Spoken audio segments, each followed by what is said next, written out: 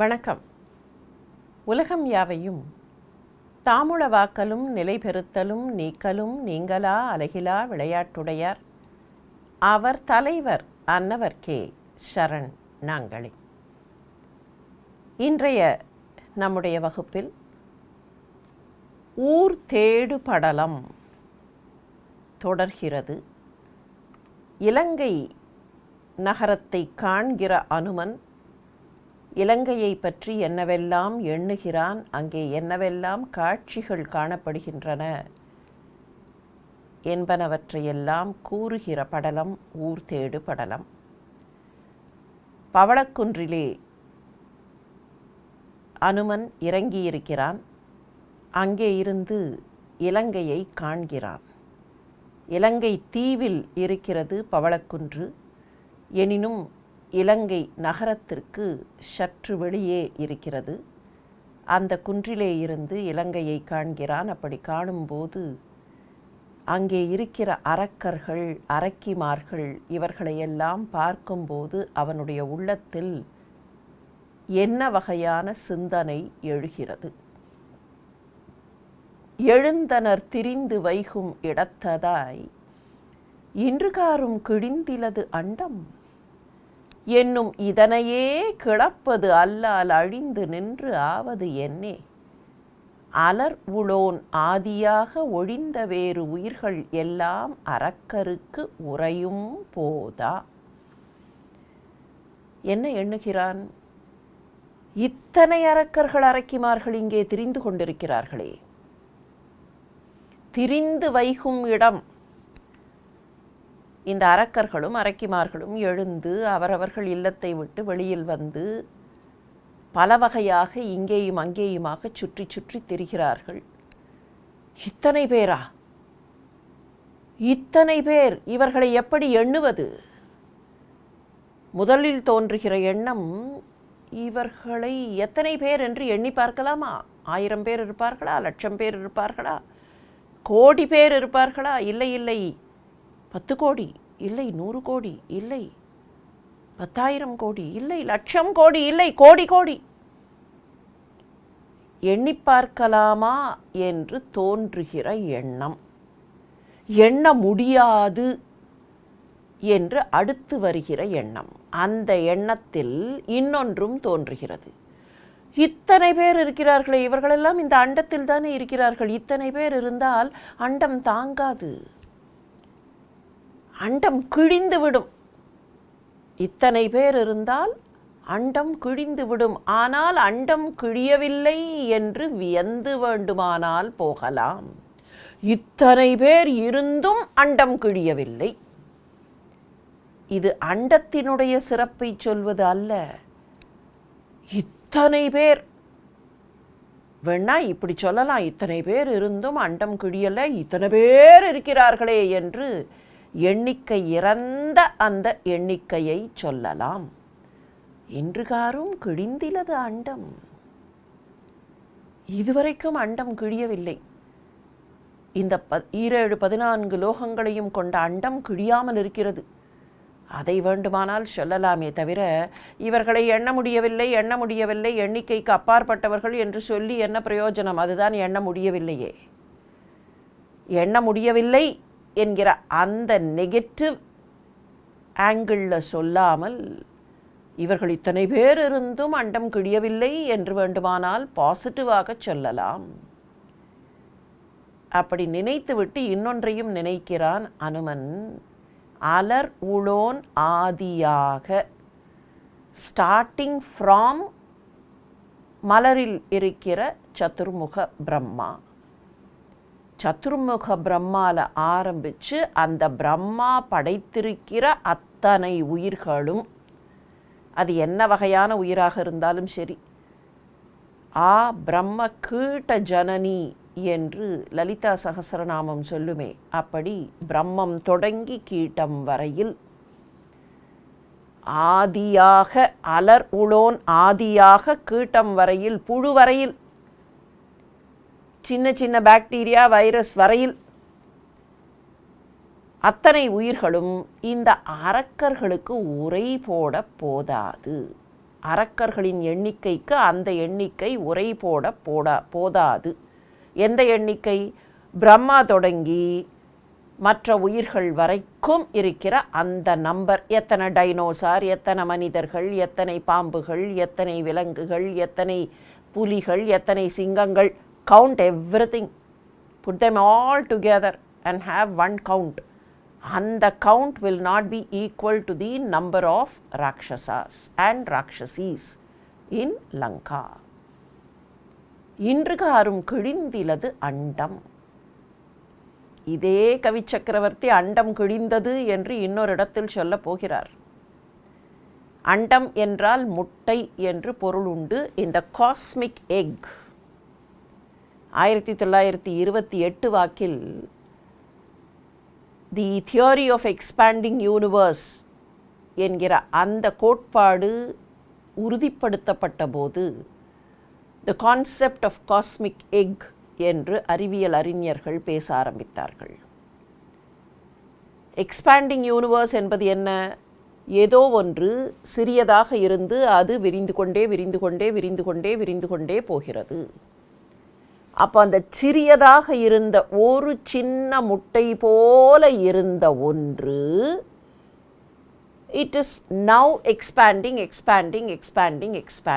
இதுதான் the concept of expanding universe, the theory of expanding universe, Hubble's theory. Hubble என்பவர் சொல்லியிருக்கிற theory. பெரும்பாலான அறிவியல் அறிஞர்கள் இதை ஏற்றுக்கொண்டு விட்டார்கள்.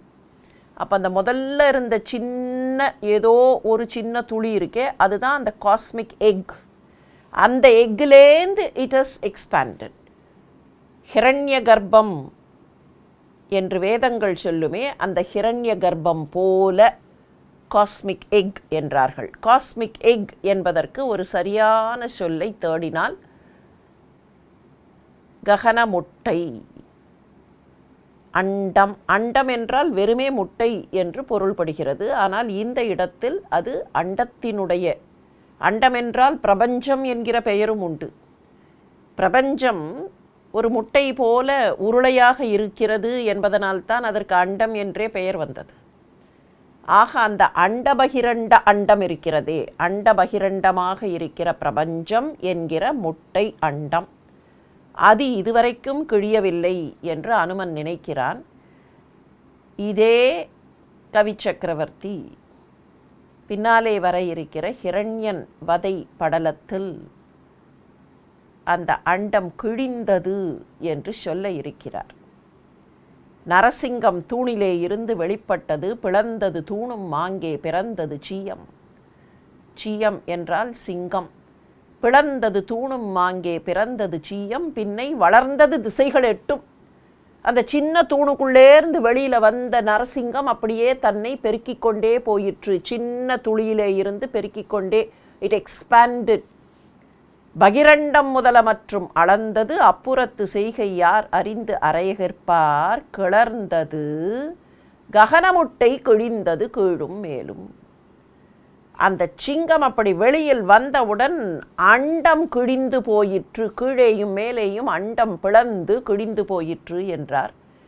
அதே கவி சக்கரவர்த்தி இங்கே இன்னமும் அண்டம் கிழியவில்லை என்றும் ஒரு புதிய கோணத்திலே இருந்து சொல்கிறார். கிழிந்திலது அண்டம், இன்றுகாரும் கிழிந்திலது, அது இன்னமும் கிழியவில்லை, இன்னமும் பிளவுபடவில்லை.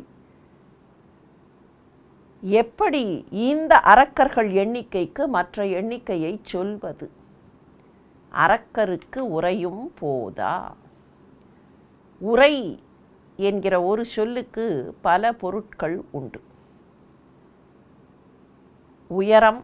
உரை என்பதை உரு என்கிற வேர்ச்சொல்லின் அடிப்படையில் எடுத்தால் உரு என்றால் பெருமை என்று பொருள். அந்த வகையில் உயரம், நீளம், பொருள், செல்வம், இருப்பிடம், அதுதான் உரையுள் என்று பின்னாலே சொல்கிறோம். இவையெல்லாம் உரை என்கிற சொல்லுக்கான பொருட்கள். இன்னொரு வகையில் உரை என்பது எதையோ மூடி இருப்பது. ஒன்றுக்கு உரை போட்டிருப்பது என்றால் மூடி, தூசுபடாதவாறு மூடுகிற உரை. ஆடையினாலான, துணியாலான உரை. ஒன்றன் மூடி ஒன்றை மூடியிருப்பது மூடுரை. கூடு, ஆயுதக்கூடு, வாளை வைக்கக்கூடிய கூடு இருக்கே அதற்கும் கூட உரை. அதனாலே தான் உரைவாளை உருவி என்று சொல்லுவார்கள். கூடு, போர்வை, இப்படியெல்லாம் பொருட்கள் உண்டு. சாதாரணமாக பேச்சு வழக்கில் உரை போட காணாது என்பார்கள். இதற்கு 2 வகையாக பொருள் காணலாம். ஒன்று, ஏதோ ஒரு பொருள் இருக்கிறது, அந்த பொருளுடைய காத்திரம் பெரியது, அந்த பொருளின் வேல்யூ பெரியது, அந்த பொருள் காப்பாற்றப்பட வேண்டியது. அப்படி காப்பாற்றப்பட வேண்டிய பொருளின் மீது தூசு தும்பு பட்டுவிடக்கூடாது, அழுக்கு பட்டுவிடக்கூடாது, மாசு பட்டுவிடக்கூடாது, அதற்கு சேதம் வந்துவிடக்கூடாது என்றால் என்ன செய்கிறோம்? உரை போட்டு மூடுகிறோம்.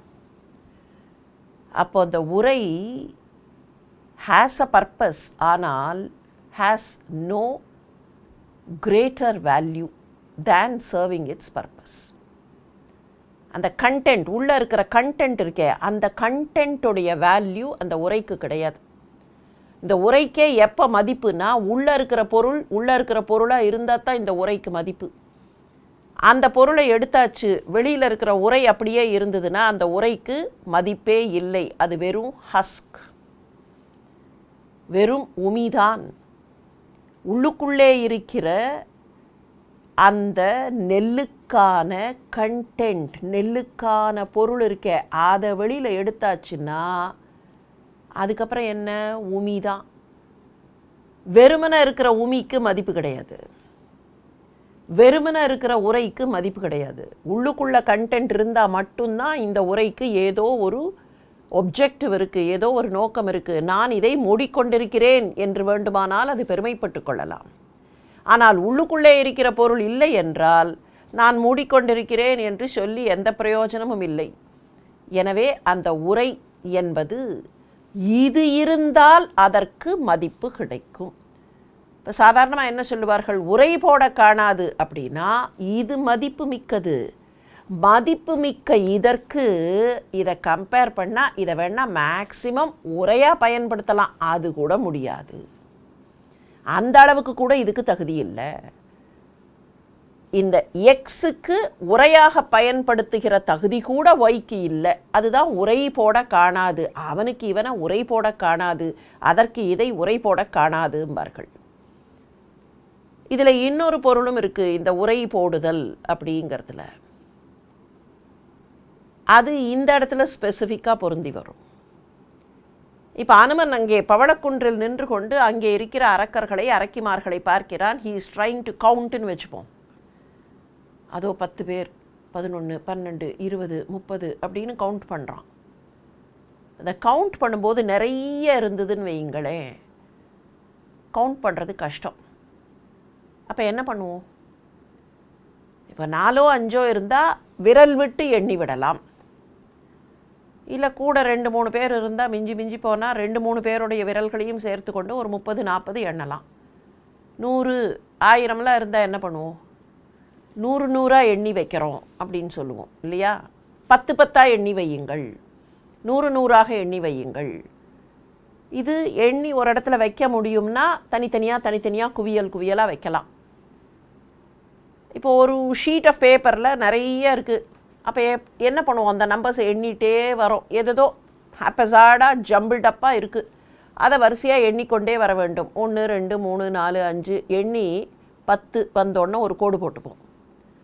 அதுக்கப்புறம் இன்னொரு 10 இன்னொரு கோடு போடுவோம். அதுக்கப்புறம் என்ன பண்ணுவோம்? இப்படியே கோடு போட்டுக்கொண்டே போய் 10 10ஆக இருக்கிறத 1 2 3 4 8 10 இருக்குது 80 அப்படின்னு கவுண்ட் பண்ணுவோம். இந்த அடையாளக்குறி இடுகிறோம் இல்லையா? ஒரு கோடு போடுவது அல்லது 10ஆக சேர்த்து வைப்பது. நீங்கள் இன்னொரு முறை அந்த காலத்தில் பண்ணுவார்கள். 1 2 3 4ன்னு போட்டுட்டு 5 இப்படி கிராஸ் பண்ணுவார்கள். அப்போ எத்தனை அந்த மாதிரி you group them into smaller groups, smaller தொகுப்பு. அந்த தொகுப்புகளை பின்னர் எண்ணுவது.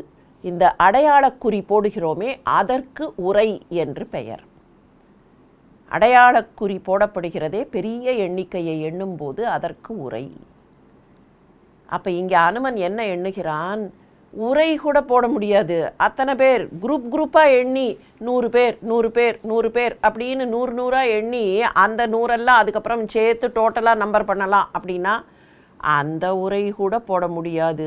இவர்கள் அத்தனை பேர் இருக்கிறார்கள், இவர்களுக்கு நடுவில் அந்த குறியீடு கூட போட முடியாது.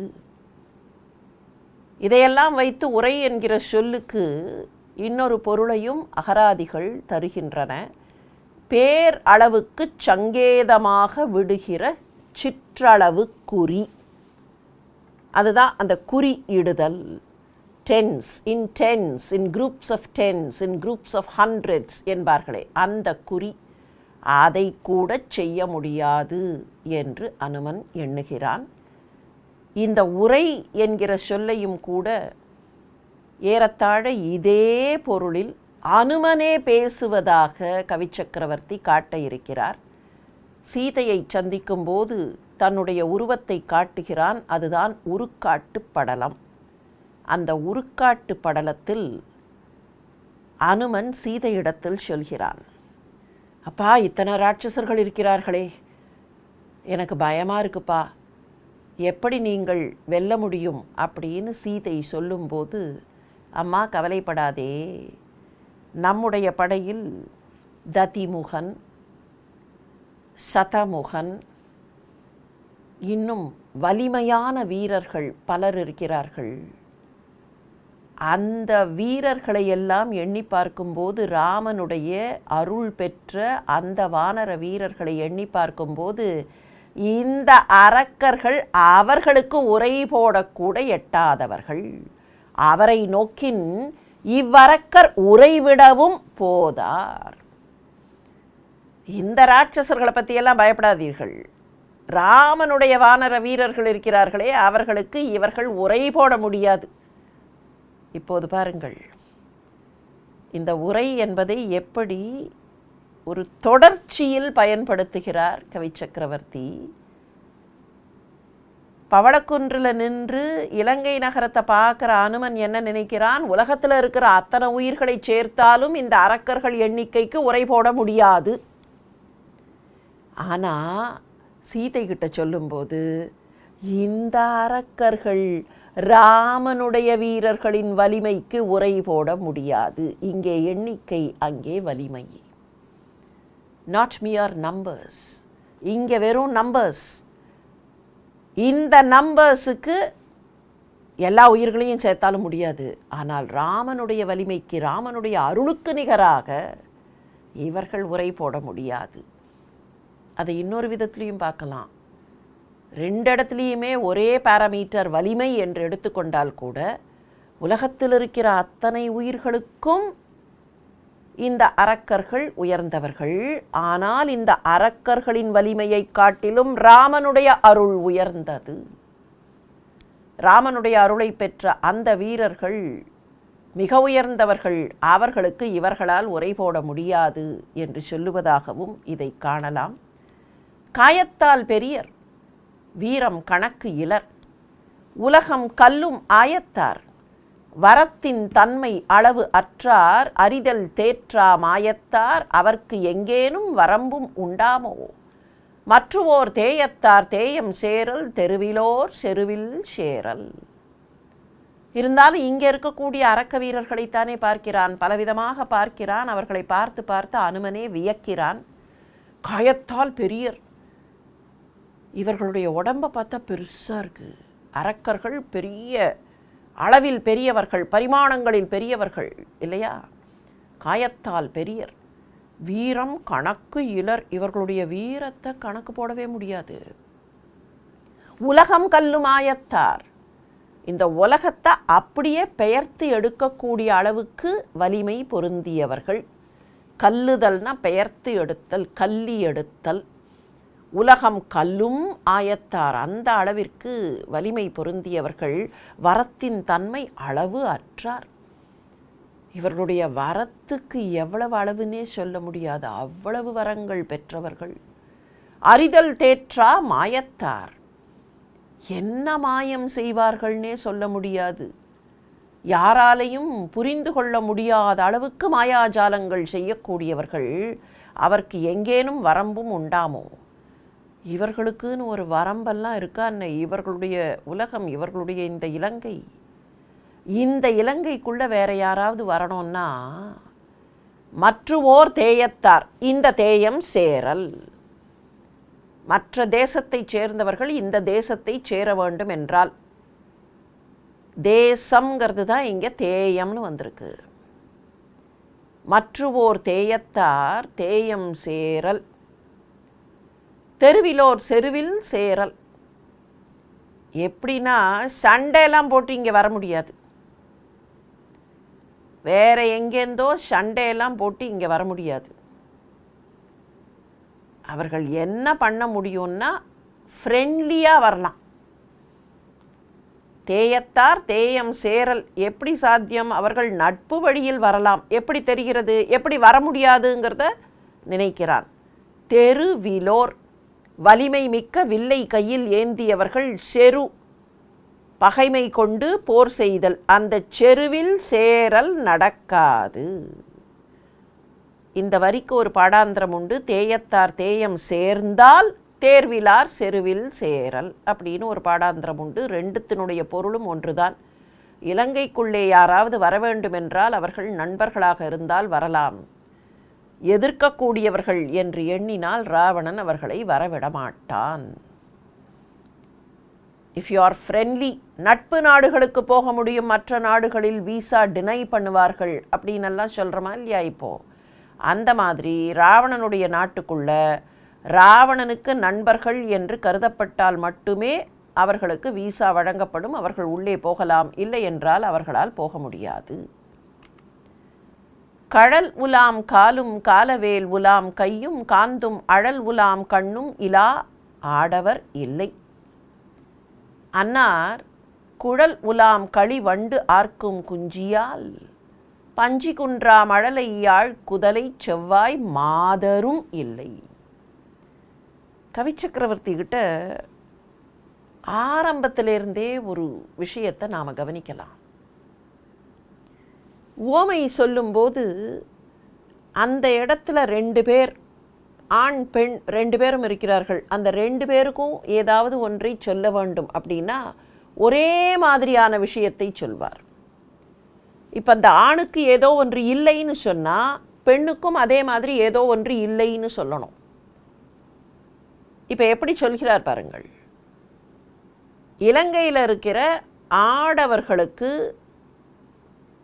என்னவெல்லாம் இல்லை, என்னவெல்லாம் இல்லைன்னு சொன்னால் என்ன இருக்கிறதுங்கிறத புரிஞ்சுக்கலாம். கழல் உலாம் காலும், கழல்கள் அணிந்திருக்கக்கூடிய கால்கள், வீரக்கழல்கள் செறிந்த கால்கள். காலவேல் உலாம் கை, யமனுடைய வேல் போல கூர்மையான வேல் இல்லாத கைகள், கழல்கள் இல்லாத கால்கள், வேல்கள் இல்லாத கைகள், காந்தும் அழல் உலாம் கண், அப்படி காந்துகிற, நெருப்பாக தீக்கிற, எரிக்கிற, அந்த நெருப்பு பொறி பறக்கிற கண்கள். அந்த மாதிரி நெருப்பு பொறி பறக்காத கண்கள். அந்த கண்ணில் இருக்கிற நெருப்பு, கண்ணில் இருக்கிற கோபம் எப்படின்னா நெருப்பும் புகையும் அப்படியே பொறி பறக்கக்கூடிய நிலை. அந்த மாதிரி இல்லாத கண்கள். இவை இல்லாத ஆடவர்கள் இல்லை. அப்படின்னா என்ன அர்த்தம்? அங்கே இருக்கிற அரக்க ஆடவர்கள் எல்லோரும் வீரக்கடல்கள் அணிந்தவர்களாக, கையிலே கூர்மையான வேல்களை பிடித்தவர்களாக, கண்களில் நெருப்பு பொறி பறக்கக்கூடியவர்களாக இருக்கிறார்கள். இவை இல்லாத ஆடவர்களே இல்லை. கழல் உலாம் காலும் காலவேல் உலாம் கையும் காந்தும் அழல் உலாம் கண்ணும் இல்லா ஆடவர் இல்லை. சரி, இப்போ பெண்கள்கிட்ட என்ன இல்லைன்னு சொல்கிறது ரொம்ப விசேஷமாக சொல்கிறார். அன்னார் குழல் உலாம் களிவண்டு ஆர்க்கும் குஞ்சியால். அன்னார் யாரு? அந்த ஆடவர்கள். ஆடவர்களுடைய கேசம், அதுதான் குஞ்சி. அந்த கேசத்தில் வண்டுகள் வந்து சுற்றுகின்றன, மொய்க்கின்றன. அப்படி சுருண்டு கிடக்கக்கூடிய கேசம். அந்த கேசத்தினால இந்த பெண்கள் அவர்களுடைய பாதங்களில் அணிந்திருக்கக்கூடிய அந்த பஞ்சி குழம்பு, செம்பஞ்சு குழம்பு இருக்கே, அந்த செம்பஞ்சு குழம்புக்கு தான் பஞ்சின்னு பேர். முன்னாலேயே பார்த்துருக்கோம். பஞ்சி குன்றா. எந்த பெண்ணுடைய கால்லையும் செம்பஞ்சு குழம்பு தீட்டியது அப்படியே முழுமையாக இல்லை, எல்லாம் கலைஞ்சு தான் போயிருக்கு. அதே மாதிரி மழலை யாழ் குதலை செவ்வாய், அப்படியே மழலை மொழியாக மென்மையாக இனிமையான குழந்தையைப் போல பேசக்கூடிய அந்த வாய்களும் மாதரும் இல்லை, இந்த பெண்களுக்கு இல்லை. பெண்களுக்கு இல்லைன்னு சொல்லும்போது 3 விஷயம் சொல்கிறார். அங்கே ஆண்களுக்கு இல்லை அப்படின்னு சொல்லும்போது 3 விஷயம். என்ன 3 விஷயம்? வீரக்கழல்கள் அணியாத காலும், வேல்களை கையில் பிடிக்காத கரங்களும், நெருப்பு பொறி பறக்காத கண்களும் ஆடவர்களுக்கு இல்லை. இவையெல்லாம் அப்படித்தான் இருக்கின்றன. இவை இல்லாத அந்த நிலை இல்லை. இப்போ பெண்களுக்கு சொல்லும்போது என்ன சொல்கிறார்னா, பெண்களுக்கு அவர்களுடைய பாதங்களில் இருக்கிற செம்பஞ்சு குழம்பு சரியாக இல்லை. அவர்கள் இனிய மொழி பேசக்கூடிய பெண்கள் இல்லை. அந்த பெண்களின் வாய்கள் சிவந்த வாயாக இல்லை, சிவந்த இனிமையான வாயாக இல்லை. நெருப்பு, அவர்களுக்குள்ளே நெருப்பு, கோபம் அப்படியே கொந்தளித்து கொண்டிருப்பதனால், அந்த தீமை விஷம் இருப்பதனால் அவர்களுடைய வாயெல்லாம் உலர்ந்து அது செம்மை கருகி போயிருக்கிறது. இந்த அரக்க ஆண்கள் அவர்களுடைய கால்களில், பெண்களுடைய கால்களில் விழுந்து கொண்டே இருப்பதனால் அவர்களுடைய அந்த கேசத்தால் இவர்களுடைய செம்பஞ்சு குழம்பு கலைந்து போயிருக்கிறது. அரக்கர்கள்ட்ட என்ன இருக்குது, அரக்கிகள்கிட்ட என்ன இருக்குதுன்னு சொல்லணும். ஆனால் அதே சமயத்தில் அரக்கர்களுக்கும் அரக்கிகளுக்கும் மனமொத்த வாழ்விருந்தது என்று காட்டுவதற்காக ஊடல் காலத்தில் இந்த ஆடவர்களெல்லாம் அந்த பெண்களின் கால்களில் விழுந்தார்கள். அப்படி கால்களில் விழுந்ததனால் அவர்களுடைய செம்பஞ்சு குழம்பு கலைந்து போயிருக்கிறது. செம்பஞ்சு குழம்பு நன்றாக இருக்கக்கூடிய, செம்மையாக இருக்கக்கூடிய பெண்கள், மழலை மொழி பேசக்கூடிய, இனிமையான மொழி பேசக்கூடிய பெண்கள், சிவந்த வாயை கொண்ட பெண்கள் இங்கே இல்லை. அரக்கி பெண்களுக்கு செம்பஞ்சு குழம்பு சரியாக இருக்கிற நிலையும், இனிமையான மொழி பேசுகிற நிலையும், சிவந்த வாய்களை கொண்ட நிலையும் இல்லை. ஆக அரக்கி பெண்கள் எப்படி இருக்கிறார்கள், அரக்க ஆண்கள் எப்படி இருக்கிறார்கள்? இந்த அழகு பாருங்கள். இங்கே என்ன இல்லைன்னு சொல்லும்போது இங்கேயும் இல்லைன்னு தான் சொல்லணும். இருக்குன்னு சொன்னால் இங்கேயும் இருக்குன்னு சொல்லணும். இப்போ இங்கே என்னெல்லாம் இல்லைன்னு சொல்கிறதுக்காக இங்கேயும் அதே போல் இதை இன்னொரு இடத்திலேயும் பார்த்தோம். ஏற்கனவே நிறைய இடங்களில் கவிச்சக்கரவர்த்தி இந்த ஸ்டைலை யூஸ் பண்ணியிருக்கார். ராமனையும் சீதையையும் சொல்லும்போது தொடக்கத்திலேயே ராமனும் சீதையும் அப்போதுதான் சந்திக்கிறார்கள் என்று சொல்லும்போதே வசையில் ஐயனும் மருங்கில் நங்கையும் என்பார். ராமனுக்கு சொல்லும்போது ராமனுக்கு எது இல்லை, ராமனை பற்றி யாரும் வசை சொல்வதில்லை, வசையில் ஐயன். இப்போ சீதைக்கு என்ன இல்லைன்னு சொல்லணும், பார்த்தார், இடுப்பே இல்லாத சீதையினர். வசையில் ஐயனும் மருங்கில் நங்கையும்.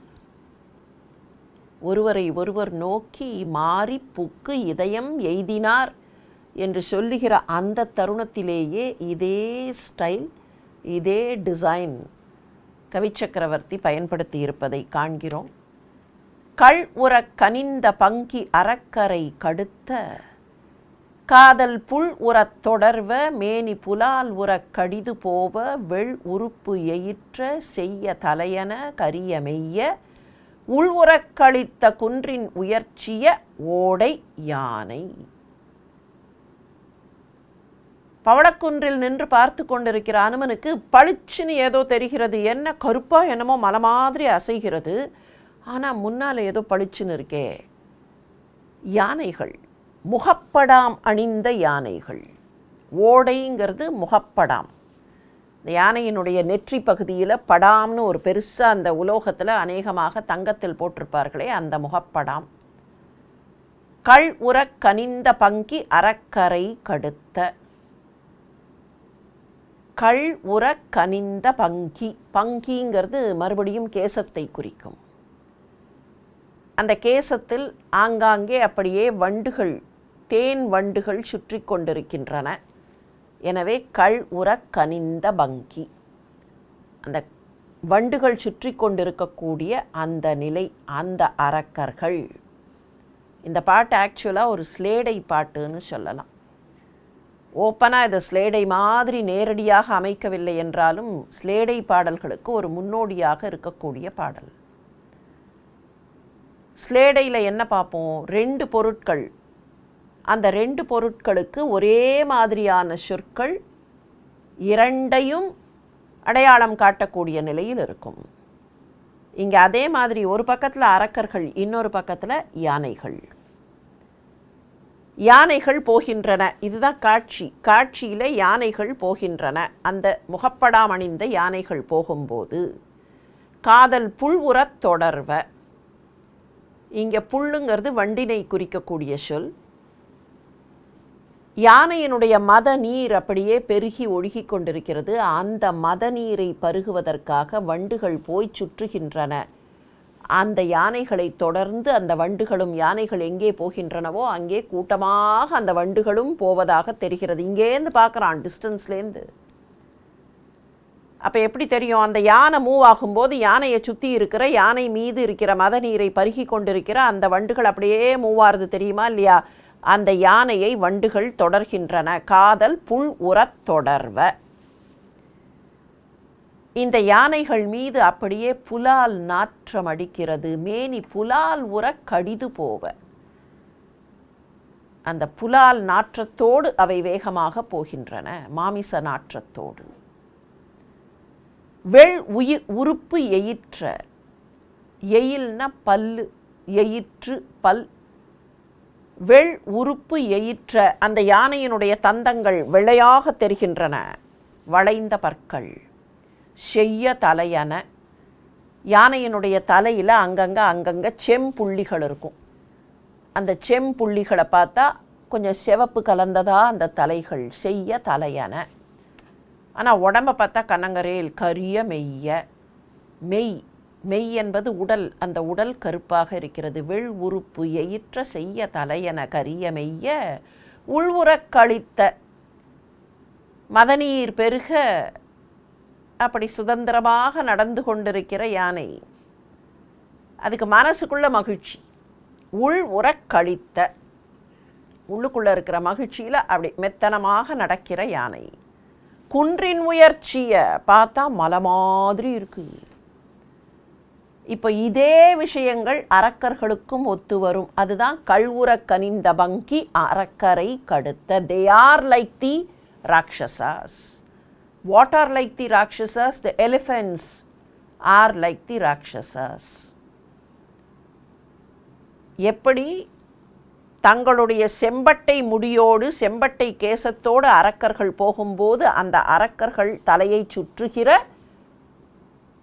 வண்டுகள். ஏன் அரக்கர்களின் தலையை சுற்றுகிற வண்டுகள்னா, எப்படி இந்த யானைக்கு மதநீர் வழிகிறதோ அப்படி எப்போதும் மது அருந்தி அந்த மது வாடத்திலேயும் மதுவினுடைய அந்த ஒழுக்கிலேயும் இருக்கக்கூடியவர்கள். அவர்களுடைய அந்த மது அருந்திருந்தனால போதையில், மயக்கத்தில் அவர்களுடைய கேசத்தில் கூட ஆங்காங்கே அந்த மது துளிகள், அதை பருகுவதற்கு வண்டுகள். காதல் புல் உறத் தொடர்வ. இந்த அரக்கர்கள் போகும்போது ராட்சசன் நடந்து போனால் அவனை சுற்றியும் அப்படியே வண்டு கூட்டம் போகிறது. நன்றாக உண்டு கழித்து எப்போதும் செல்வத்திலேயே கொழித்து கொண்டிருப்பதனால் ராட்சசர்களின் உடல் மீதும் கூட அந்த புலால் நாற்றம். காதல் புல்லுறத் தொடர்வ மேனி புலால் உற கடிது போவ. எப்படி அந்த யானைகள் வேகமாக போகின்றனவோ அப்படி இந்த ராட்சசர்களும் போகிறார்கள். வெள் உறுப்பு எயிற்ற. இவர்களுக்கும் கோரை பற்கள், நீளமான வெள்ளை பற்கள். செய்ய தலையன. செம்பட்ட முடி. செய்ய தலையன. கரிய மெய்ய. கருப்பான மேனி. குன்றின் முயற்சிய.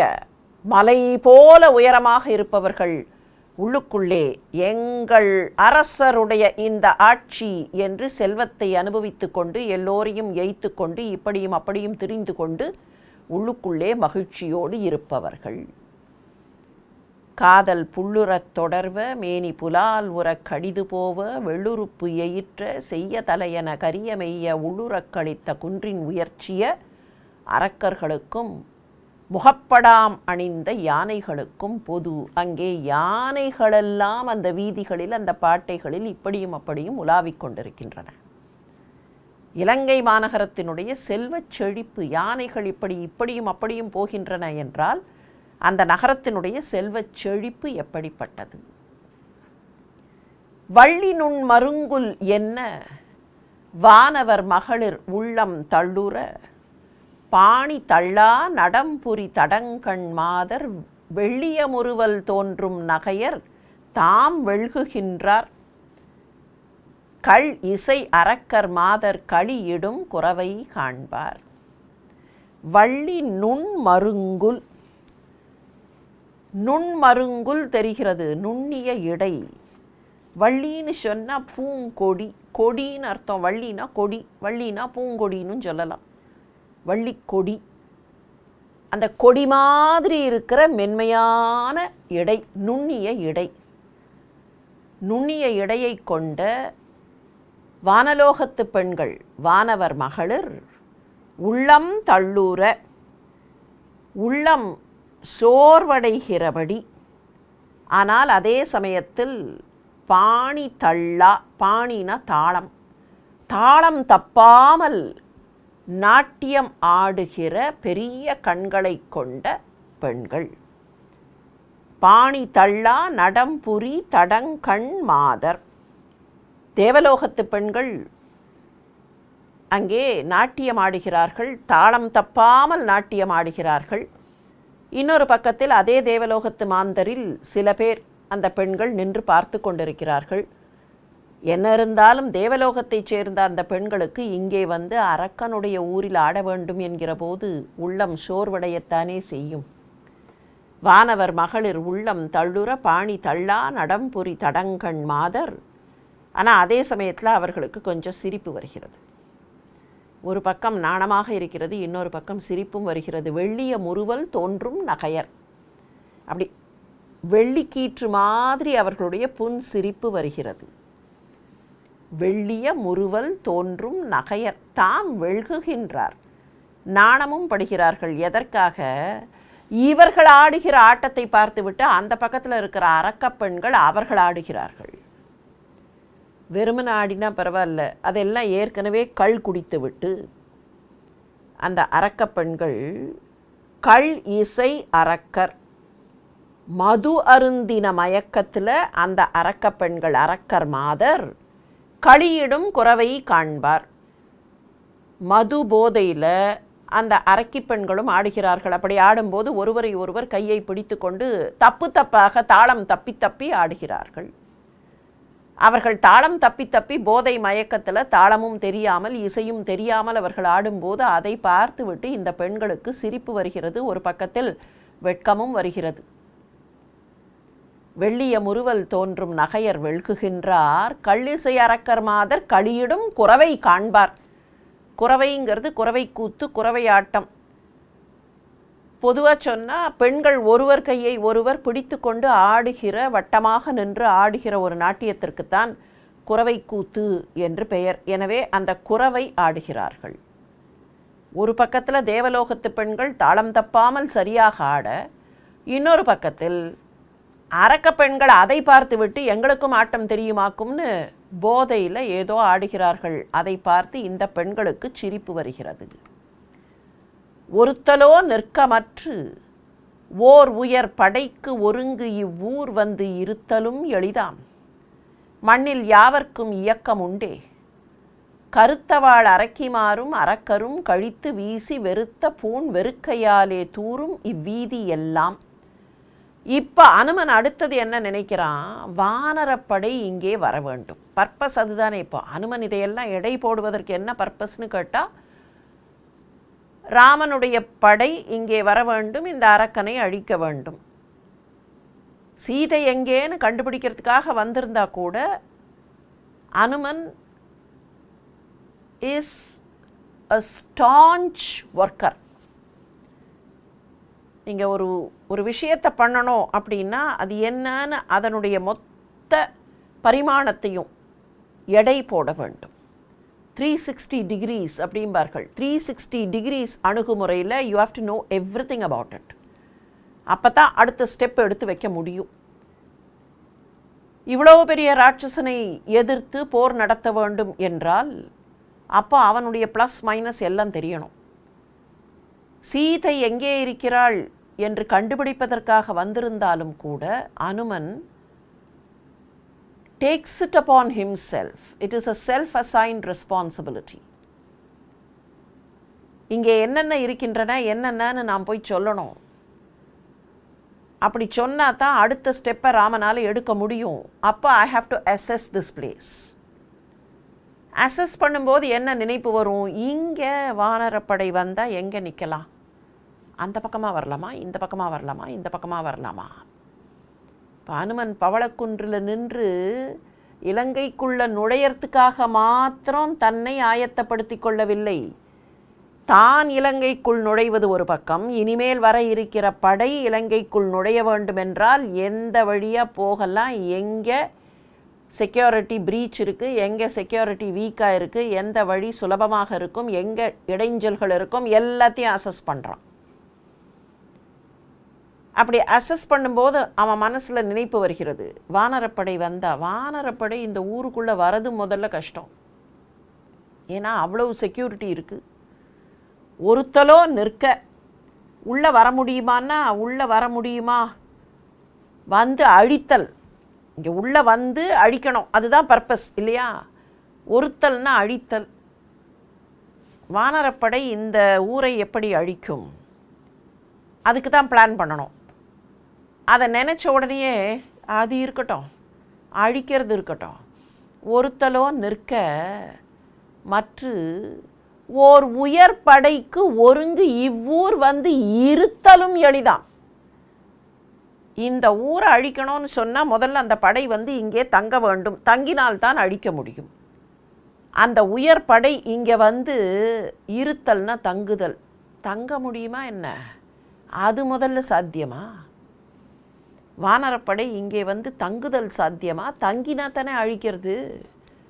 மண்ணில் யாவர்க்கும் இயக்கம் உண்டே. சரி, அப்படியே வந்து தங்கினாலும் ஒரு இடத்துல தங்கினா மாத்திரம் போதாது, அந்த இடத்துலேருந்து நடந்து போய் தான் அந்த பக்கம் அழிக்கணும்னா மூமெண்ட் இருக்கணும். அது நடந்து போவதாக இருக்கட்டும், வண்டியில் போனால் இருக்கட்டும், தேரில் போனால் இருக்கட்டும், அந்த படைக்கு there should be provision for movement. Provision for மூமெண்ட்டை விட்டுருவோம், ஸ்பேஸ் ஃபார் மூமெண்ட். ஒரு பெரிய வண்டியை கொண்டு வந்து நிறுத்தி இந்த வண்டியில் நீங்கள் போங்கள் அப்படின்னு சொன்னால் கூட அந்த வண்டி போகிறதுக்கு இடம் இருக்கணுமே. இப்போ இந்த இலங்கையில் இடமே இல்லையே. இவ்வளோ பெரிய இலங்கையில் இடம் இல்லையா? அண்டமே கிழிந்து விடும் என்கிற அளவிற்கு இலங்கையில் இடமும் அரக்கர்களும் இருக்கிறார்கள்னு பார்த்தோமே. அப்படின்னா இடம் இல்லைன்னு அனுமன் ஏன் நினைக்கிறான்? ரொம்ப நூதனமான ஒரு காரணத்தை அனுமன் இங்கே எண்ணி பார்க்கிறான். இவர்கள் எப்படி நடப்பார்கள்? வானர வீரர்கள் வந்தால் how will they move here? வண்டி போகிறது இருக்கட்டும், அவர்கள் நடக்கிறதே கஷ்டமாச்சே. மண்ணில் யாவர்க்கும் இயக்கம், அவர்கள் இந்த மண்ணில் இயங்க முடியுமா? ஏன் முடியாதுன்னா இந்த கருப்பாக இருக்கிற கருமேனி படைத்த அரக்கியர்கள் அரக்கர்கள், கருத்த வாழ் அரக்கிமாரும் அரக்கரும், கருமேனி தாங்கியவர்களாக இருக்கிற அரக்கர்களும் அரக்கிமார்களும் ஆனால் பளபளான்னு இருக்கிறார்கள். அந்த ராட்சசர்கள் தாங்கள் ஒருவரோடு ஒருவர் இயைந்து இருக்கும்போது, ஆணும் பெண்ணுமாக அவர்கள் இயைந்து இருக்கும்போது அணிகலன்கள் இடைஞ்சலாக இருக்கும்னு தாங்க மேலே போட்டிருக்கிற அணிகலன்களெல்லாம் எடுத்து கழட்டி அப்படி வீசி இருக்கிறார்களாம். அணிகலன்கள் பக்கத்தில் வேண்டாம்னு தூக்கி வீசினார்கள், அது இடைஞ்சலாக இருக்கும். ஆணும் பெண்ணும் ஆலிங்கனம் செய்யும் போது அந்த பெண் அணிந்திருக்கிற மாலையோ அட்டிகையோ இடைஞ்சலாக இருக்கும். ஆண் அணிந்திருக்கிற கவச்சம், போர் கவச்சம் இடைஞ்சலாக இருக்கும். தூக்கி வீசி இருக்கிறார்கள். அப்படி வீசினதெல்லாம் வீதியில் மேடு மேடா குப்பல் குப்பலாக இருக்குது. அரக்கிமாரும் அரக்கரும் கழித்து வீசி வெறுத்த பூண் வெறுக்கை. பூன்னா அணிகலன்கள். அந்த அணிகலன்களின் வெறுக்கைனா தொகுப்பு, குவியல். அவர்கள் வேண்டாம்னு தூக்கி வீசின அந்த குவியல்கள் இருக்கே, அது எப்படி இருக்கு? பூண் வெறுக்கையாலே தூரும் இவ்வீதி எல்லாம். அப்படியே இந்த வீதிகளெல்லாம் தூர்ந்து போயிருக்கின்றன. ஒரு கிணறு இருந்தால் கிணறு தூத்து போச்சும்பார்கள். கிணறு தூர்ந்து போய்விட்டதுன்னா அந்த கிணற்றில் மண் மண்டி தண்ணீர் இல்லாமல் அது மேடிட்டு விட்டது. தூருங்கிற சொல்லுக்கு மேடுங்கிறது தான் பொருள். அந்த மேடுங்கிற பொருளை வைத்து கொண்டு மற்ற பொருள்களெல்லாம் டிரைவ்ட் மீனிங்ஸாக வருகின்றன. தூர்னு சொன்னால் அடிப்பகுதி, எந்த ஓரிடத்தின் அடிப்பகுதி. ஏன்னா அடிப்பகுதியே இல்லை, அப்படியே கீழே பாட்டம்லெஸ்ஸாக போகிறதுன்னு சொன்னால் அங்கே மேடு இல்லை. பாட்டம்லெஸ்ஸாக இருக்கிற ஒரு இடத்துல மேடு வந்ததுன்னா அது அடிப்பகுதியாக மாறும். பாத்திரத்தின் அடிப்பகுதி. எங்கே ரொம்ப கரெக்டாக சொல்லலாம்னா, சில கப்பெல்லாம் பார்க்கலாம். வெளியிலேருந்து பார்க்கும்போது கப்போட ஹைட் இவ்வளோ இருக்கும். உள்ளுக்குள்ளே பார்த்தா அது ஒரு ஃபால்ஸ் பாட்டம் வைத்திருப்பார்கள். அந்த ஃபால்ஸ் பாட்டத்துக்கு டிப்பிக்கலாக சொல்லலாம் தூறு இட்டு இருக்கிறது. அடிமரம் அப்படி பெருசாக மேடாக இருக்கும். சில மரங்களுடைய அடிமரத்தை பார்த்தா கொஞ்சம் அப்படி மேடிட்டு இருக்கும். நீங்கள் பனை மரத்தில் பார்த்தா தெரியும், அந்த இடம் மாத்திரம் கொஞ்சம் அகன்று அது ஒரு தனி மேடாக, அது மேலே மண்ணெல்லாம் பட்டுதுன்னா சில நேரத்தில் அதுவே தனி மேடாக தெரியும். அந்த அடிமரத்திற்கு தூருன்னு பேர். வண்டல் கசடு, கிணத்துல தூர் வாரணும் அப்படிம்பார்கள். அந்த வண்டல் கசடு மேடிட்டு விடும். ஷேரு, இதுக்கெல்லாம் தூர் அப்படின்னு பேர். இங்கே அணிமணிகளால் ஆன தூர். தூர்னா மேடு, அந்த தெருவெல்லாம் அப்படியே மேடிட்டு கிடக்கிறது. கவி சக்கரவர்த்தியே இந்த சொல்லை இன்னொரு இடத்தில் பயன்படுத்துகிறார். நாட்டுப்படலம், அயோத்தி மாநகரம், கோசல நாடு அப்படின்னு சொல்லும்போது அங்கே நாட்டுப்படலத்தில் தூரிடை உறங்கும் ஆமை, அந்த வண்டல் ஷேர் இருக்குது. பொய்கையில் வண்டல் ஷேரு, அதில் ஆமைகள் உறங்குகின்றன. தூரிடை உறங்கும் ஆமை. இந்த இடத்துல அந்த வெறுக்கைகள், பூண் வெறுக்கைகள், அணிமணிகளோட தொகுப்பு. அந்த தொகுப்புகள், அந்த குவியல்கள் அப்படியே தூரிட்டுருக்கு. இப்போ அனுமன் நினச்சி பார்த்தான், இந்த குரங்கு படம் வந்தால் கூட எங்கே நடக்கும், நடக்கிறதுக்கே இடமே இல்லையே, குரங்கு எங்கப்பா குதிச்சு போகும், அங்கெல்லாம் ஒரே அணிமணிகளாக போர் கவச்சங்களாக கிடக்கின்றன. எங்கே இந்த குரங்கு படை வந்து இங்கே நடக்க முடியும், திரிய முடியும்? ஒரு பக்கத்தில் அனுமனுக்கு இப்படி ஒரு வியப்புனா கூட இது இலங்கையினுடைய செல்வச் செழிப்பை காட்டுகிறது. தங்களுக்கு வேண்டாம் என்று தூக்கி வீசி தங்களுக்கு இடைஞ்சல் என்று நினைக்கக்கூடிய அளவுக்கு அந்த அணிமணிகள் ஏராளமாக கொட்டி கிடக்கிற இலங்கை. அப்படியே வீதிகளெல்லாம் அந்த அணிமணிகள், அலங்கார ஆபரணங்கள் கொட்டி கிடக்க அதை பார்த்து அனுமன் வியக்கிறான். வடங்களும் குழையும் பூணும் மாலையும் சாந்தும் யானை கடங்களும் கலினமா விலாழியும் கணக்கிலாத இடங்களின் இடங்கள் தோறும் யாரொடும் அடுத்த எல்லாம் அடங்கியது என்னில் என்னே ஆழியின் ஆழ்ந்தது உண்டோ.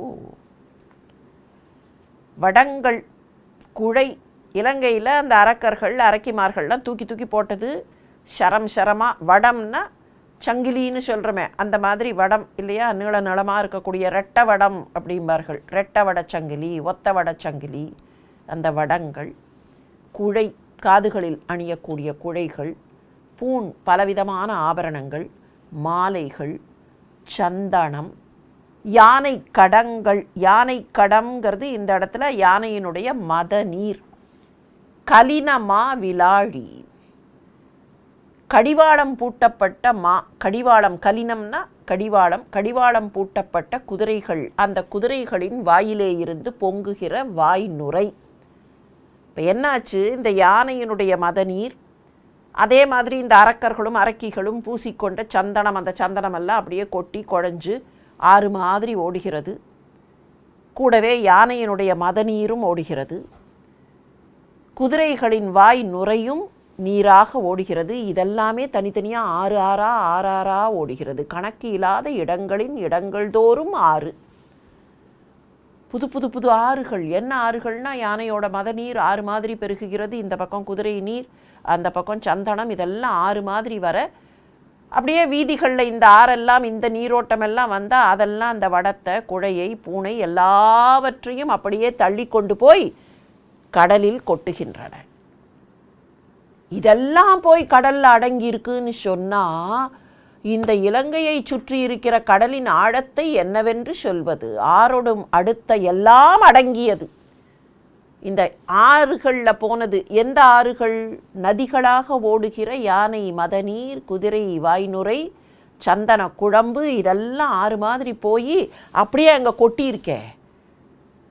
இதில் போன இந்த வடங்கள், சங்கிலிகள், பலவிதமான ஆபரணங்கள் எல்லாம் போய் எங்கேயோ விழுந்துருது, காணும், கண்ணுக்கே தெரியல. இதெல்லாம் வந்து இங்கே விழுந்திருக்குன்னா அப்போ இந்த கடல் எவ்வளவு பெரியது, எவ்வளவு ஆழமானது. ஆழியின் ஆழ்ந்தது உண்டோ? இந்த கடலை காட்டிலும், இலங்கையை சுற்றி இருக்கிற இந்த கடலை காட்டிலும் ஆழமானது இருக்க முடியுமா? அங்கே பார்த்தா நகரத்தில் எல்லாதோ தனித்தனியாக வந்துட்டுருக்காங்க, ஆறு ஆறாக வந்து கொண்டே இருக்கிறது. எங்கே வந்து விழுகிறது? இதோ கடலில் விழுகிறது. ஆனால் கடலுக்குள் போன பின்னால் இவற்றை காணவில்லை. அப்படியானால் இந்த கடலின் ஆழம் எவ்வளவு பெரியது? விற்படை பெரிது என்கேனோ, வேற்படை மிகும் என்கேனோ, மற்படை உடைத்தென்கேனோ, வாட்படை வலிதென்கேனோ, கற்பனம் தண்டு பிண்டிபாலம் என்று இணைய காந்தும் நன்படை பெரிது என்கேனோ, நாயகர்க்கு உரைக்கும் நாளில். அனுமனுடைய உள்ளத்தில் இருப்பது இப்போது வெளியில் வருகிறது. நான் ராமனிடத்தில் போய் சொல்லும்போது I have to give a proper account of what is present in Lanka. Seethai எங்கே இருக்கிறாள் என்று தேடிக்கொண்டு வருவதுதான் 4 திசைகளுக்கும் போனவர்களுடைய பிரைமரி ஆப்ஜெக்டிவ். அவர்களுக்கு இடப்பட்ட ஆணை, சுக்ரீவன் இட்ட ஆணை, சீதை எங்கே என்று தேடிக்கொண்டு வந்து செய்தி சொல்லுங்கள். ஆனால் இப்போ Hanuman is taking upon himself a new responsibility. திரைப்படம் ஒன்றில் ஒரு காட்சி வரும். கடையில் இருக்கிற தந்தை என்ன பண்ணுவார், மகன்கிட்டையும் மகனுடைய நண்பன்கிட்டையும் இதை போய் கொஞ்சம் கேட்டுட்டு வான்னு ஒரு செய்தியை சொல்லுவார். இது நடந்ததா, இந்த வாகனம் வந்ததா, வாகனத்தில் நமக்கு வர வேண்டிய சரக்கெல்லாம் வந்தாச்சா, போய் கேட்டுட்டு வா. இந்த நண்பர் என்ன பண்ணுவார், போவார், ஒரு கேள்வியை கேட்பார், வரலை அப்படிம்பார்கள். அங்கேருந்து வருவார், வரலை. சரிப்பா, ஒரு வண்டி வரல, 2வது வண்டி வந்ததா, தெரியலையே, நான் போய் மறுபடியும் கேட்குறேன். இப்படியே 4-5 தடவை போவார். ஆனால் அந்த மகன் போய் ஒரு முறை கேட்கும்போதே தொடர்பான சங்கதிகளை எல்லாம் கேட்டு தெரிந்து கொண்டு வருவார். அந்த தந்தை சொல்லுவார், இப்போ தெரியுதா வித்தியாசம்னு. ஒரு வேலை பணிக்கப்பட்டால் அந்த வேலைக்கு தொடர்பான விஷயங்களை எல்லாம் தெரிந்து கொண்டு போய் ரிப்போர்ட் பண்ணுறது தான் ஒரு நல்ல அசிஸ்டண்ட்டினுடைய திறமை. Related information, not prodding into someone else's life. அது இல்லை. அப்போ தூண்டி தொடாவி அடுத்தவர்கள் வாழ்க்கை அங்கே இல்லை. தன்னிடத்தில் கொடுக்கப்பட்டிருக்கிற பணி, அந்த பணியை செவ்வனே செய்ய வேண்டும்னா ரிலேட்டட் இன்புட்ஸ் எல்லாம் இருக்கணும். இன்புட்ஸ் எல்லாம் கரெக்டாக இருந்தால் தான் a decision can be taken. Input கரெக்டாக இருக்கலைன்னா டெசிஷன் தப்பாக போயிடும். நிர்வாகத்திலேயே மேலாண்மை, நிர்வாகம், மேனேஜ்மெண்ட், அட்மினிஸ்ட்ரேஷன் என்றெல்லாம் சொல்கிறோமே, அதில் முதல்ல the power of the inputs that has to be realised. Every information கம்ப்ளீட்டாக வரணும். அப்படி கம்ப்ளீட்டாக இருந்தால் தான் டெசிஷன் கரெக்டாக இருக்கும். எங்கேயாவது ஒரு இடத்துல அந்த இன்ஃபர்மேஷன் கரெக்டாக இல்லைன்னா, இல்லை முழுசாக வரல, அரைகுறையாக பார்த்துட்டு ஒரு கோணத்தை மாத்திரம் பார்த்தால் தீர்மானம் தவறாக போகும், முடிவுகள் சரியாக எட்டப்பட முடியா. அதனால தான் 360 degrees in management என்பார்கள். Get a 360-degree perspective. Only then you can decide. இப்போ அனுமன் தன்னை அந்த நிலைக்கு ஆயத்தப்படுத்தி கொண்டு விட்டான். தான் 360 டிகிரி இவாலுவேட் பண்ணுறான். ராவணனுடைய ஊர் எப்படி இருக்கிறது, நான் போய் சொல்லும்போது என்னெல்லாம் சொல்லணும், எதை சொல்லணும், என்னெல்லாம் information I have to give. அந்த ஊரை பார்க்கிறான் என்பது மாத்திரம் அல்ல, அந்த ஊரை பார்க்கும்போது கவிச்சக்கரவர்த்தி நமக்கு அந்த பதிவை காட்டுகிறார். அனுமனுடைய உள்ளத்தில் இவையெல்லாம் பதிகின்றன, இவற்றை போய் சொல்ல வேண்டும். இங்கே சொல்கிறான் பாருங்கள், நான் என்ன சொல்லுவேன், நாயகர்க்கு உரைக்கும் நாளில். இதையெல்லாம் பார்த்துவிட்டு போய் நான் என்னுடைய நாயகனாக இருக்கிற ராமனுக்கு சொல்லுவேனே, அப்படி சொல்லும்போது விற்படை பெரிது என்கேனோ, இங்கே இருக்கிற வில் படை பெருசுன்னு சொல்லுவேனா, வேல் படை அதை விட பெருசாக இருக்கே அதை சொல்லுவேனா, வேலை வைத்து கொண்டிருக்கிற வீரர்கள் அந்த ரெஜிமெண்ட் பெருசுன்னு சொல்லுவேனா, இல்லை வில்லை வைத்து கொண்டிருக்கிற அந்த அந்த ரெஜிமெண்ட் பெருசுன்னு சொல்லுவேனா, இது ரெண்டும் வேண்டாம், ஆயுதமே இல்லாமல் மல்யுத்த வீரர்கள் இருக்கிறார்களே, மற்படை உடைத்து என்கேனோ, அந்த மல்யுத்த படை பெருசுன்னு சொல்லுவேனா, இல்லை வாளை கையில் வைத்து கொண்டிருக்கக்கூடிய ரெஜிமெண்ட் வாட்படை வலிது என்கேனோ, கற்பணம் தண்டு பிண்டிபாலம் என்று இணைய காந்தும் நன்படை பெரிது. இதெல்லாம் இல்லாமல் இன்னும் ஒரு செட் ஆஃப் ஆயுதங்கள். கற்பணம்ங்கிறது கப்பணம் அப்படிம்பார்கள். கப்பணம்ங்கிறது நெருஞ்சி முள் மாதிரி பக்கத்தில் பக்கத்தில் பக்கத்தில் அந்த முள்ளை வைத்து செய்திருக்கக்கூடிய ஒரு இரும்பு ஆயுதம். இரும்பாலானது, ஆனால் நெருஞ்சி முற்கள் மாதிரி அந்த இரும்புலேயே முள்ளு முள்ளா அதை வச்சு அடித்தா என்ன ஆகும், அது கையில் வைத்து கொண்டு அடிக்கக்கூடியது, அது கப்பானம். தண்டு கோல் மாதிரி இருக்கும். பிண்டிபாலம் என்பதும் கூட வேல் போல, ஆனால் எய்யக்கூடிய எரியக்கூடிய. தண்டு பிண்டிபாலம் ரெண்டுமே எரிபடைன்னு பேர். எரிபடைனா இங்கேருந்து தூக்கி இன்னொருத்தர் மேலே அங்கே போடுறது, அது திரும்பி வரும்னு சொல்ல முடியாது. கையிலேயே வைத்து கொண்டு அடிப்பது, இங்கே இருந்து தூக்கி அங்கே போடுவது. இப்போ வேலை போட்டாச்சுன்னா வேலை அங்கே போயிடும், வேலை திருப்பி எடுக்க முடியாது. ஆனால் வில் அப்படி இல்லை, அம்பு மாத்திரம்தான் போகும், வில்லு கையில் இருக்கும், ஃப்ரெஷ்ஷாக இன்னும் புதுசாக அம்பு வச்சு அனுப்பலாம். இந்த மாதிரியான ஆயுதங்கள் கப்பணம் தண்டு பிண்டிபாலம் என்று இணைய காந்தும் நன்படை பெரிது என்கேனோ, நாயகர்க்கு உரைக்கும் நாளில். நான் போய் என்ன சொல்ல போகிறேன், ராமனிடத்தில் போய் சொல்லும்போது இந்த படைகளில் எது பெருசு, எது என்னென்ன அளவுன்னு நான் எப்படி சொல்ல போகிறேன், பார்த்தா ஒன்னொன்றும் பெருசாக இருக்கே என்றனன். இலங்கை நோக்கி இணையன பலவும் எண்ணி நின்றனன். அரக்கர் வந்து நேரினும் நேர்வர் என்னா, தன் தகை அணைய மேனி சுருக்கி அச்சரளச் சாரல் குன்றிடை இருந்தான், வெய்யோன் குட கடல் குளிப்பது ஆனான். இதையெல்லாம் அனுமன் பார்த்து கொண்டு நிற்கும்போது மாலை நேரம் வருகிறது. என்றனன் இலங்கையை நோக்கி இதையெல்லாம் எண்ணி பார்த்து, இணையன பலவும் எண்ணி, இதையெல்லாம் விதவிதமாக எண்ணி பார்த்து நின்றனன். அந்த சமயத்தில் இன்னொரு சிந்தனை வருகிறது. அரக்கர் வந்து நேரினும் நேர்வர். நான் இப்படி நின்று இங்கே எல்லாம் பார்க்கறத அரக்கர்கள் பார்த்துட்டா என்கிட்ட சண்டைக்கு வந்தாலும் வருவார்கள். அதனால் அவர்கள் கண்ணுக்கு புலப்படாமல் இருக்க வேண்டும் என்பதனால் தகைமை சிறந்த தன்னுடைய அந்த அகன்ற மேனியை, விஸ்வரூபம் எடுக்கக்கூடிய வல்லமை படைத்த அந்த மேனியை சுருக்கி, தன் தகை அணைய மேனி சுருக்கி, அப்படியே தன்னுடைய மேனியை சுருக்கி கொண்டு அச்சரளச்சாரல் குன்றிடை இருந்தான். இருப்பது பவளக்குன்று. பவளக்குன்றினுடைய அடிவார பகுதியில் இருக்கிறான். ஏன்னா உச்சியில் இருந்தால் கூட ஹீ கேன் பி ஸ்பாட்டட். அடிவாரத்தில் கொஞ்சம் மரங்கள் அதிகமாக இருக்கும். உச்சியில் மரங்கள் இருந்தால் கூட சில சமயத்தில் மூமெண்ட்டை எட்டத்தில் இருக்கக்கூடியவர்கள் கண்டுபிடித்து விட முடியும். அடிவாரத்தில் இருக்கிற மூமெண்ட்டை அவ்வளவா கண்டுபிடிக்க முடியாது. அதனால் சாரல்னா அடிவாரம். அந்த குன்றினுடைய அடிவார பகுதி. சரளம் அப்படிங்கிறது தேவதாரு மரங்கள், உயரமாக வளர்ந்திருக்கக்கூடிய தேவதாரு மரங்கள். அந்த தேவதாரு மரங்கள் இருக்கிற அடிவார பகுதியில் தன்னுடைய மேனியை சுருக்கி கொண்டு அங்கே தங்குகிறான்.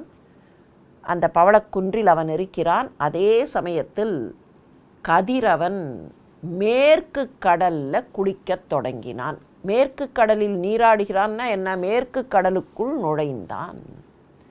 மேற்கு வாயிலில் கதிரவன் மறைந்தான். எப்படி சூரிய உதயத்தை உதயகிரி என்கிற கிழக்கு மலையில் தோன்றினான், அஸ்தமனம் மேற்கு மலையில் மறைந்தான் என்று சொல்வதோ, அதே மாதிரி இலக்கிய மரபில் சூரியன் கிழக்கு கடலில் உதித்தான், மேற்கு கடலில் மூழ்கினான் என்று சொல்கிற வழக்கமும் உண்டு. அந்த வகையில்தான் வெய்யோன் குடகடல், குடதிசை என்பது மேற்கு, குடகடல் குளிப்பது ஆனான். அந்த மேற்கு கடலுக்குள் நீராடுவதற்காக சூரியன் போய்விட்டான். மாலை நேரம் வந்துவிட்டது. இதையெல்லாம் பார்த்து கொண்டு அவன் இருக்க, அந்த தேவதாரு மரங்களுக்கு இடையிலே இருக்கிற சரளச்சாரலில் அவன் இருக்க, மெல்ல இரவு வரத் தொடங்குகிறது. மாலை வந்து விட்டது. ஏய்வினை இறுதியில் செல்வம் எய்தினான், ஆய்வினை மனத்து இலான், அறிஞர் சொல் கொளான், வீவினை நினைக்கிலான், ஒருவன் மெய் இலான், தீவினை என இருள் செறிந்தது எங்குமே. சூரியன் மறைகிறான், இருட்டு வர ஆரம்பிக்கிறது. அந்த இருட்டு எப்படி இருக்கிறதுங்கிறத கவிச்சக்கரவர்த்தி வர்ணிக்கிறார். ஏய்வினை இறுதியில் செல்வம் எய்தினான். முன்னால் செஞ்ச வினையினால், முந்தைய பிறவிகளில் செஞ்ச வினையினால், இந்த பிறவியில் செஞ்ச நல்ல வினை இல்லை, எப்பவோ செஞ்ச நல்ல வினையினால் இந்த பிறவியில் நிறைய செல்வம் வைத்திருக்கக்கூடிய ஒருத்தன். ஆய்வினை மனத்து இலான், எதையும் ஆய்ந்து பார்த்து எது சரி எது தப்பு அப்படின்னு அந்த டிஸ்கிரிமினேஷன் பண்ணாதவன். மனிதர்களுக்கு மிக முக்கியமானது டிஸ்கிரிமினேட்டிவ் சென்ஸ். டிஸ்கிரிமினேட்டிவ் சென்ஸ்னா என்ன அர்த்தம்? பேதித்து எமை வளர்த்தெடுத்த பெய்வளை தன் பாத திறம்பாடிம்பர் மாணிக்க வாசகர். எம்மை பேதித்து வளர்த்தெடுத்தாள். எதிலே பேதித்து? எங்களுக்கு பேதம் பண்ணுவதற்கு கற்றுக் கொடுத்தாள். பராசக்தி எங்களுக்கு பேதம் செய்வதற்கு கற்றுக் கொடுத்தாள். எதை பேதம் செய்ய வேண்டும், எது தர்மம் எது அதர்மம், எது நியாயம் எது அந்நியாயம், எது சரி எது தவறு என்கிற அந்த டிஸ்கிரிமினேஷன் வேணும். டிஸ்கிரிமினேஷன்னா not between people, but human life will have to have that discriminative sense. What is good, what is evil, what is correct, what is incorrect, இது தெரிய வேண்டும். அந்த ஆய்வினை மனத்து இலான், அப்படி ஆய்ந்து பார்க்கக்கூடிய மனம் இல்லாதவன். அறிஞர் சொல் கொள்ளான். சில பேருக்கு தங்களுக்கா தெரியாது எது சரி எது தப்புன்னு, ஆனால் மற்றவர்கள் சொல்கிற நல்ல அறிவுரையை ஏற்றுக்கொள்வார்கள். சொந்தமாக சோறாக்க தெரியாது, கட்டுச்சோறாவது பயன் தரும் கொஞ்ச நேரத்துக்கு. இந்த அறிஞர் சொல் கொள்பவர்கள் அந்த மாதிரி கட்டுச்சோறு, அது ரொம்ப நாளைக்கு வராது. ஆனால் அது கூட இங்கே இல்லாதவர்கள் அறிஞர் சொல் கொள்ளான். அறிஞர்கள் சொல்கிற நல்ல வார்த்தைகளை ஏற்றுக்கொள்ளாதவர்கள், எடுத்துக்கொள்ளாதவர்கள். வீவினை நினைக்கிலான். வீவினை, வீவுனா அழிவு. அழிவு பண்ணுறமே, அழிவான ஒரு செயலை செய்கிறோமே என்பதை பற்றி எண்ணி பார்க்காதவன். நாம் செய்கிற ஒரு செயல்னால அழிவு வந்துவிடுமே என்பதை பற்றி எண்ணி பார்க்காதவன். தனக்கு அழிவு வரப்போகிறது என்பதை பற்றி கூட எண்ணி பார்க்காதவன். மெய் இலான், மெய்மையான ஒழுக்கத்தில் இல்லாதவன். அப்படி ஒருவன் இருந்தா அவனுடைய தீவினை, அப்படிப்பட்டவனுடைய செய்கை, அப்படிப்பட்டவனுடைய தீய செயல். இந்த பிறவியில் நல்லது பண்ணாமல் ஏதோ எப்போவோ பண்ணினதில் இன்றைக்கி நிறைய செல்வம் வைத்திருப்பவன் ஏன் வந்திருக்கு தனக்குன்னே தெரியாமல் வரம்பில்லாத அந்த செல்வத்தினால ஆணவத்தில் அகங்காரத்தில் தப்பு தப்பாக பண்ணுவானே, அந்த தீவினை மாதிரி. சரியாக ஆராய்ந்து பார்க்கக்கூடிய மனமில்லாதவன் செய்வானே, அதுபோல அறிஞர்களுடைய வார்த்தையை எடுத்துக்கொள்ளாதவன் தீய செயல்களை செய்வானே, அதுபோல தீமை அப்படிங்கிறதையே நினச்சி பார்க்காம தீய செயல்களை செய்யக்கூடியவனைப் போல, மெய்யான ஒழுக்கம் இல்லாதவனைப் போல அவர்களெல்லாம் செய்யக்கூடிய செயல்கள் எப்படி இருட்டாக இருக்குமோ அப்படி இருள் செறிந்தது எங்குமே. தீவினை செய்யக்கூடியவர்களுடைய செயல்கள் எப்படி இருளாக எல்லா இடத்திலேயும் பரவுமோ அப்படி இருட்டு எல்லா இடத்திலேயும் பரவியது. கரித்த 3 எயிலுடை கணிச்சி வானவன் எரித்தலை அந்தணர் இழைத்த யானையை உரித்த பேர் உரிவையால் உலகுக்கு ஓர் உரை புரித்தனனாம் என பொலியும் பொற்பாதே. கரித்த 3 எயிலுடை கணிச்சி வானவன். கருப்பா இருந்த 3 கோட்டைகள்,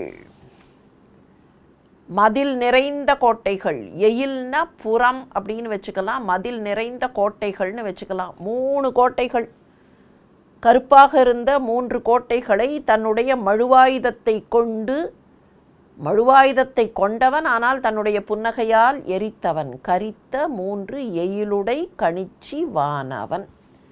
இந்த இடத்துல எயிலுடை என்பது அந்த 3 கோட்டைகளையும் எரித்தவன் அப்படின்னு வச்சுக்கலாம்.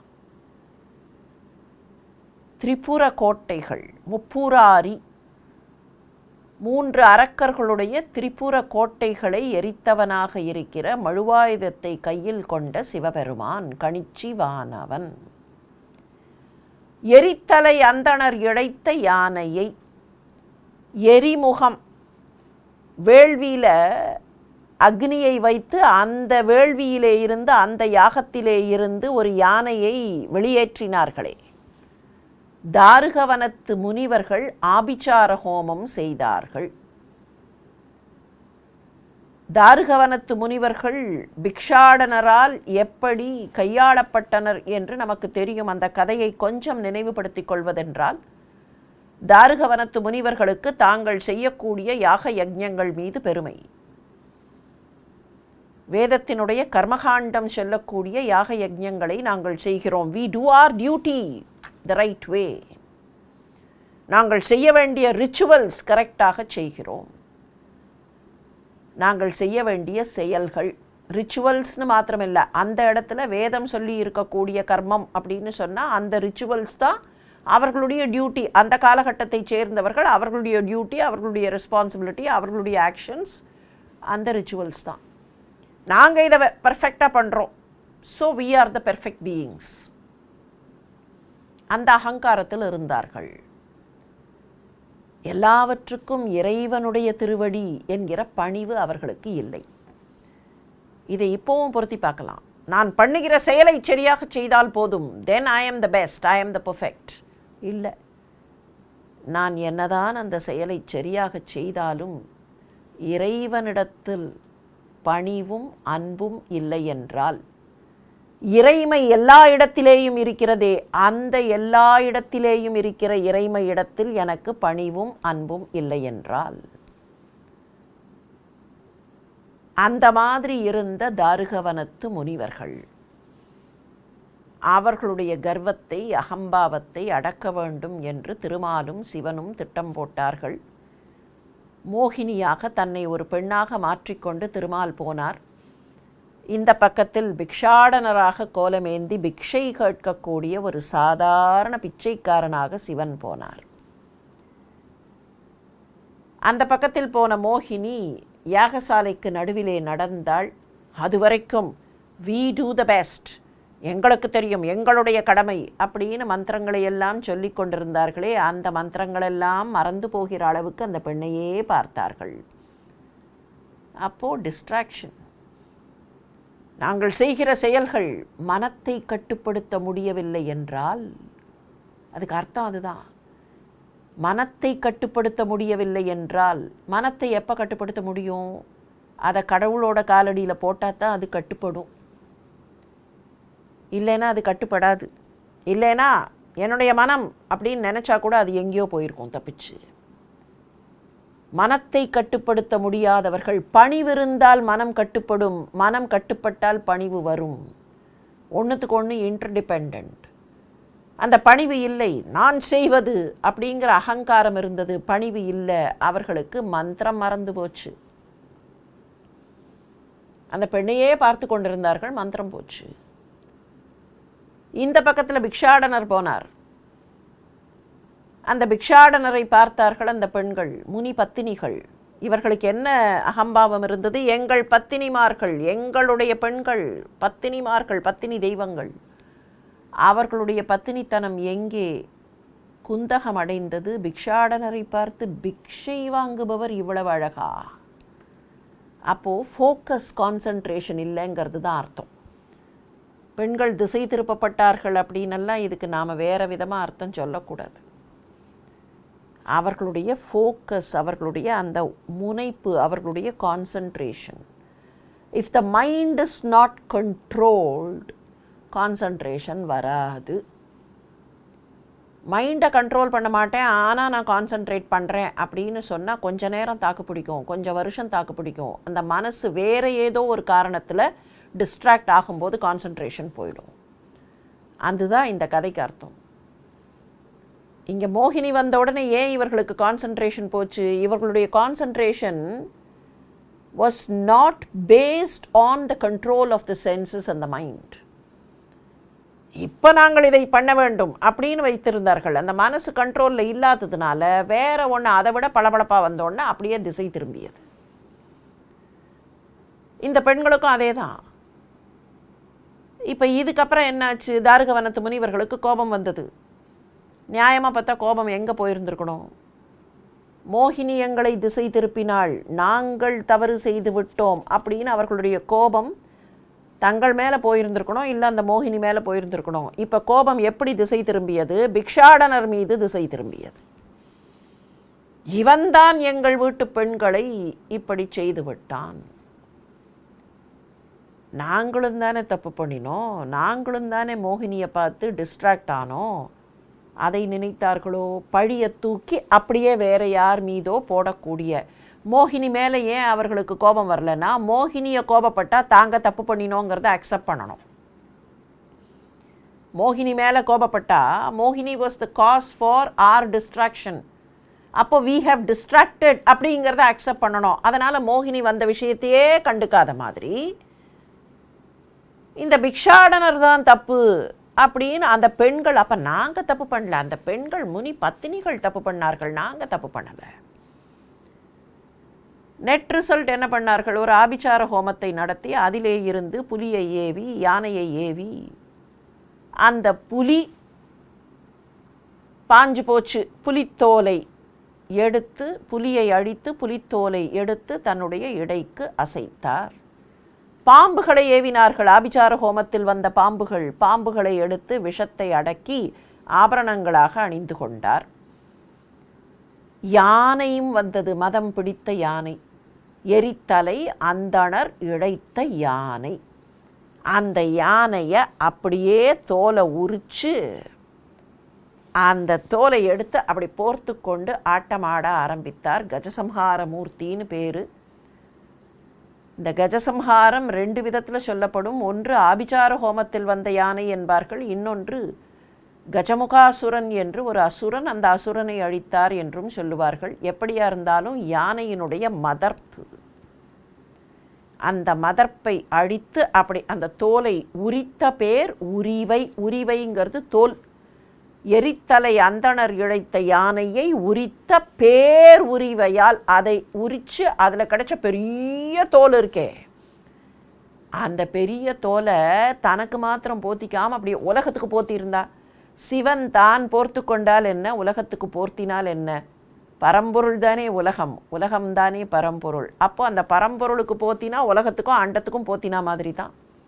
இப்போ அனுமன் என்ன நினைக்கிறான்? அனுமன் நினைப்பது மாத்திரமல்ல, கவிச்சக்கரவர்த்தி என்ன காட்டுகிறார்? அப்படி ஒரு பெரிய தோல், கருப்பாக இருக்கும் இல்லையா யானையினுடைய தோல், அந்த கருப்பான தோலை எடுத்து அப்படியே உலகத்துக்கு மொத்தமாக போத்திட்டா எவ்வளவு இருட்டாக இருக்கும், அந்த மாதிரி இருட்டு. எரித்தலை அந்தணர் இழைத்த யானையை உரித்த பேர் உரிவையால் உலகுக்கு ஓர் உரை புரித்தனானாம். அந்த உரிவை எடுத்து அப்படி உலகத்துக்கு போர்த்தி விட்டான் சிவன் என்று எண்ணும்படியாக அந்த இருட்டு பரவியது. அணங்கு அரா அரசர்கோன் அளவியில் ஆண்டெலாம் பணம் கிளர் தலைதொறும் உயிர்த்த பாய் விடம் உணங்கல் இல் உலகெலாம் முறையின் உண்டு வந்து இணங்கு எரி புகையொடும் எழுந்தது என்னவே. அணங்கு அரா அரசர்கோன், அரான பாம்பு, வருத்தத்தை பிறருக்கு தரக்கூடிய பாம்பு, அதுதான் அணங்கு, வருத்தம் செய்தல், வருத்தத்தை தரக்கூடிய பாம்பு. அந்த பாம்புகளுக்கு தலைவனாக இருக்கிற பாம்பு தலைவன் அரா அரசர்கோன், பாம்புகளுக்கு தலைவன். இப்போ அந்த தலைவன் யாருன்னு பேர் சொல்லலை, பாம்புகளுக்கு தலைவன். பாம்புகளுக்கு தலைவன் பாம்புலேயே பெருசாக இருப்பான், அதுக்கு நிறைய தலைகள் வேற இருக்கும் இல்லையா? 5 தலை நாகம் மாதிரி 1000 தலை நாகம் அப்படியெல்லாம். இந்த தலையில் இருக்கிற விஷத்தை அளவியில் ஆண்டெலாம், அந்த விஷத்தெல்லாம் அப்படியே சேர்த்து சேர்த்து சேர்த்து சேர்த்து வச்சிருந்து பணம் கிளர் தலைதொறும் உயிர்த்த பாய் விஷம். பணம்ங்கிறது பணாமுடிங்கிறது அந்த பெருசாக படம் எடுக்கக்கூடிய அந்த தன்மைக்குத்தான் பணாமுடி. பணம் கிளர் தலைதொறும், அப்படியே படம் எடுக்கக்கூடிய ஒவ்வொரு தலையிலேயும் பாய்ந்து வரக்கூடிய அத்தனை விஷம். விஷம் அக்யூமுலேட்டட் அண்ட் விஷம் கலெக்டட். இன்னைக்கு செக்ரீட் ஆகி இன்றைக்கே எக்ஸ்பெல் பண்ணின விஷம் இல்லை, இன்றைக்கி செக்ரீட் ஆகி சேர்த்து வச்சு, நாளைக்கு செக்ரீட் ஆகி சேர்த்து வச்சு, நாளன்னைக்கு செக்ரீட் ஆகி சேர்த்து வச்சு, இந்த மாதிரி ஆண்டுக்கணக்காக சேர்த்து வைக்கப்பட்ட அந்த விஷத்தை அந்த பாம்பு கக்கி ஒவ்வொரு உலகமாக அந்த விஷம் அப்படியே விழுங்கிக் கொண்டே வந்தால், அங்கே ஒரு உலகம் இருக்குது, அதை விழுங்கி விட்டது, அங்கே அப்படியே இருட்ட ஆரம்பிச்சது. அடுத்தது அதோ ஒரு உலகம், அந்த உலகத்தையும் விழுங்கி அங்கேயும் இருட்டு. இப்போ அந்த இருட்டு இந்த உலகத்திற்கு வந்து விட்டது. இந்த இருட்டு எப்படி பரவுகிறது? இருட்டு டக்குன்னு அப்படியே எல்லா இடத்துலையும் இருட்டாது, கொஞ்சம் கொஞ்சமாக அப்படி பரவி வந்து முழுக்க இருட்டாகிறதே, அப்படி இருள் அங்கே பரவுகிறது. பணம் கிளர் தலைதொறும் உயிர்த்த பாய் விஷம் உணங்கல் இல் உலகியலாம் முறையின் உண்டு வந்து. எந்த தளர்ச்சியும் இல்லாமல், எந்த கெடுதல், ஒரு உலகமாக, அந்தந்த உலகம்லாம் நல்லா தான் இருக்குது, அந்தந்த உலகத்தை அப்படியே உண்டு உண்டு உண்டு அழித்து கொண்டே வந்து இங்கே அப்படியே வெப்பத்தோடையும் புகையோடையும் இருந்தால் எப்படி இருக்குமோ, உணங்கு இல் உலகெல்லாம் முறையின் உண்டு வந்து இணங்கு எரி புகையோடும் எழுந்தது. இங்கே அப்படியே வந்து அந்த புகையோடு மூடிக்கொண்டால் எப்படி கருமையாக இருக்குமோ அப்படி அந்த இருள் பரவியது. வன்மை நீங்கா நெடுமரபின் வந்த அப்பெண்மை நீங்காத கற்புடைய பேதையை தென்மை நீங்காதவன் சிறை வைத்தான் எனும் வெண்மை நீங்கிய புகழ் விரிந்தது என்னவே. இந்த வன்மை நீங்கா நெடுமரபுனா என்ன? அது ஜனக மன்னனுடைய மரபாகவும் இருக்கலாம், தசரதன் மரபாகவும் இருக்கலாம். வன்மைனா வள்ளல் தன்மை. வள்ளல் தன்மை நீங்காத நெடிய மரபு, மிக உயர்ந்த மரபில் வந்தவள் சீதை. இக்ஷ்வாகு மரபும் அப்படித்தான், நிமி சக்கரவர்த்தியின் மரபும் அப்படித்தான். 2 எக்ஸாம்பிள் சொல்லணும்னா, இக்ஷ்வாகு மரபிலே மாந்தாதான் ஒரு மன்னர். அவர் நடத்திய ஆட்சியில் நதிக்கரையில் புலியும் பக்கத்திலேயே புள்ளிமானும் ஒன்றாக நீர் அருந்தினா, அப்போ எப்பேற்பட்ட ஆட்சி! யாருக்குமே பசி இல்லாத ஒரு நிலை, அப்படிப்பட்ட கொடைத்தன்மை நிறைந்த நிலை. இந்த பக்கத்தில் நிமி சக்கரவர்த்தி தன்னுடைய தேகத்தையே தன்னுடைய நாட்டுக்காக கொடுத்த அரசர். இப்படியெல்லாம் வள்ளல் தன்மை நிறைந்த, செழுமையான குணங்கள் நிறைந்த மிகப்பெரிய மரபில் வந்தவள் சீதை. அப்பெண்மை நீங்காத கற்புடைய பேதையை. பெண்மைக்கு என்னெல்லாம் நல்ல குணங்கள் உண்டோ அந்த நல்ல குணங்கள் எல்லாம் அவளிடத்தில் உண்டு. அந்த குணங்கள் எல்லாம் கொஞ்சம் கூட குறையில்லாமல் இருக்கிற சீதை என்கிற அந்த கற்புக்கரசியை திண்மை நீங்காதவன் சிறை வைத்தான். நல்ல வீரம் இல்லாதவன். இவன் எப்படிப்பட்டவன் சொன்னால் நல்ல வீரம் இல்லாதவன். இந்த இடத்துல திண்மைங்கிறதுக்கு சாதாரணமாக வலிமை அப்படின்னு மாத்திரம் பொருள் எடுத்தோம்னு சொன்னால் வலிமை நீங்காதவன், நல்ல வலிமையோடு இருப்பவன். திண்மை அப்படின்னா வலிமை மாத்திரமில்லை, அது மேன்மையான வலிமை, ஒரு மெஜஸ்டிக் டெண்டன்சி, அந்த மாதிரி ஒரு மெஜஸ்டிசிட்டி இருக்கக்கூடிய நிலைமை அப்படின்னு எடுத்தால் திண்மை நீங்காதவன் சிறை வைத்தான். திண்மையோடு இருக்க வேண்டியவன், ஆனால் அந்த திண்மை இல்லாத நிலையில் இருப்பவன். இங்கே வலிமை நீங்காதவன், வீரத்தோடு இருப்பவன் சிறை வைத்தான். திண்மை நீங்காதவன் சிறை வைத்தான் எனும் வெண்மை நீங்கிய புகழ். புகழ் என்பது சாதாரணமாக வெள்ளையாக இருப்பது, தூய்மையாக இருப்பதுன்னு கணக்கு. இங்கே வெண்மை நீங்கிய புகழ்னா என்ன அர்த்தம்? ராவணனுக்கு நல்ல புகழ் இல்லை, அவனுக்கு இருந்திருக்க வேண்டிய புகழ் இந்த ஒரு செயலால் போய்விட்டது, அவனுடைய புகழ் இருண்டு விட்டது, வெண்மை நீங்கிவிட்டது. புகழ் அற்ற நிலைமை, இகழ் என்கிற நிலைமை, பழி, அபகீர்த்தி. அவனுடைய இந்த அபகீர்த்தியினால் இருட்டு இங்கே பரவி இருக்கிறது. அவனுடைய அபகீர்த்தி எப்படி பரவுமோ அப்படி இருட்டு பரவி இருக்கிறது. அவ்வழி அவ்விருள் பரந்த ஆயிடை எவ்வழி மருங்கினும் அரக்கர் எய்தினார் தெவ்வழி அந்தர திசையர் ஆகையால் வெவ்வழி இருள் தர மதித்து மிச்செல்வார். அவ்வழி, அந்த இருட்டு படர்ந்த அந்த வழியில் நிறைய அரக்கர்கள் அரக்கிகள் இங்கேயும் அங்கேயும் போகிறார்கள். எவ்வழி மருங்கினும், அரக்கர்கள் எப்போதுமே தங்களுடைய செயல்பாடுகளை இருட்டில் வைத்து கொள்ளுவார்கள், இருள் நேரத்தில்தான் வைத்து கொள்வார்கள் என்பதாக கணக்கு. அவர்களுக்கு இருட்டில் பலம் அதிகம் என்பார்கள். அப்படிப்பட்ட நிலையில் அந்த இருட்டிலே இங்கேயும் அங்கேயுமாக அந்த அரக்கர்கள் போய் வருகிறார்கள். எவ்வழி மருங்கினும் அரக்கர் எய்தினால், எல்லா வழிகளிலேயும் எல்லா பக்கங்களிலேயும் அரக்கர்கள் போகிறார்கள்.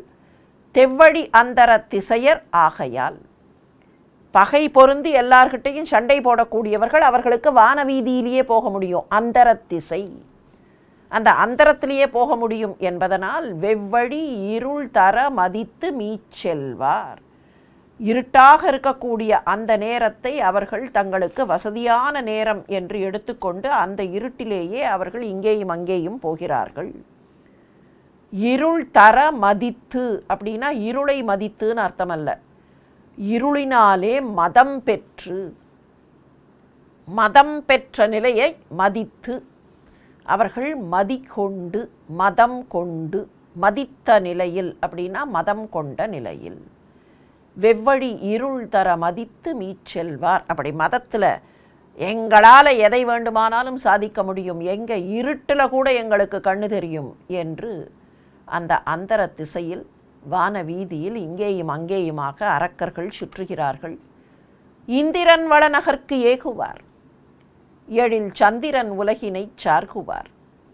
சலத்து அந்தகன் உரையுளை அணுகுவார், அயில் வெண் தொழில் அரக்கனது ஏவல் மேயினார்.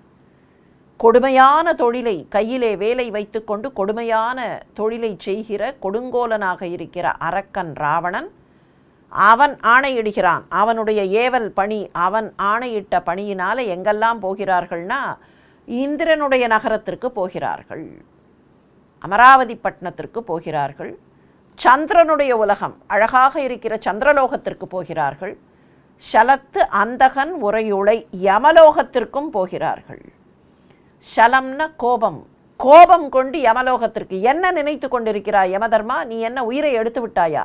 ஏன்னா யமன் உயிரை எடுக்கக்கூடாதுன்னு ராவணன் ஆணையிட்டிருக்கான். ராவணன் யார் உயிரை எடுக்கணும்னு சொல்கிறானோ அந்த உயிரை மாத்திரம்தான் யமன் எடுக்க முடியும். யமன் தன்னுடைய வேலையை செய்ய முடியாது. அப்படி யமன் மேலே கோபப்பட்டு கொண்டு யமனுடைய உலகத்திற்கு போகிறார்கள், இந்திரன் உலகத்திற்கு போகிறார்கள்.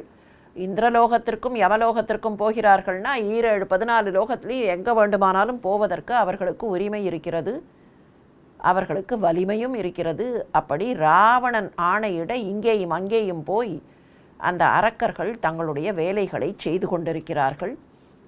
பொன்னகர் மடந்தையர் விஞ்சை பூவையர், பன்னக வனிதையர் இயக்கர் பாவையர், முன்னின பணி முறை மாறி முந்துவார், மின் இனம் மிடைந்தன விசும்பின் மீச்செல்வார்.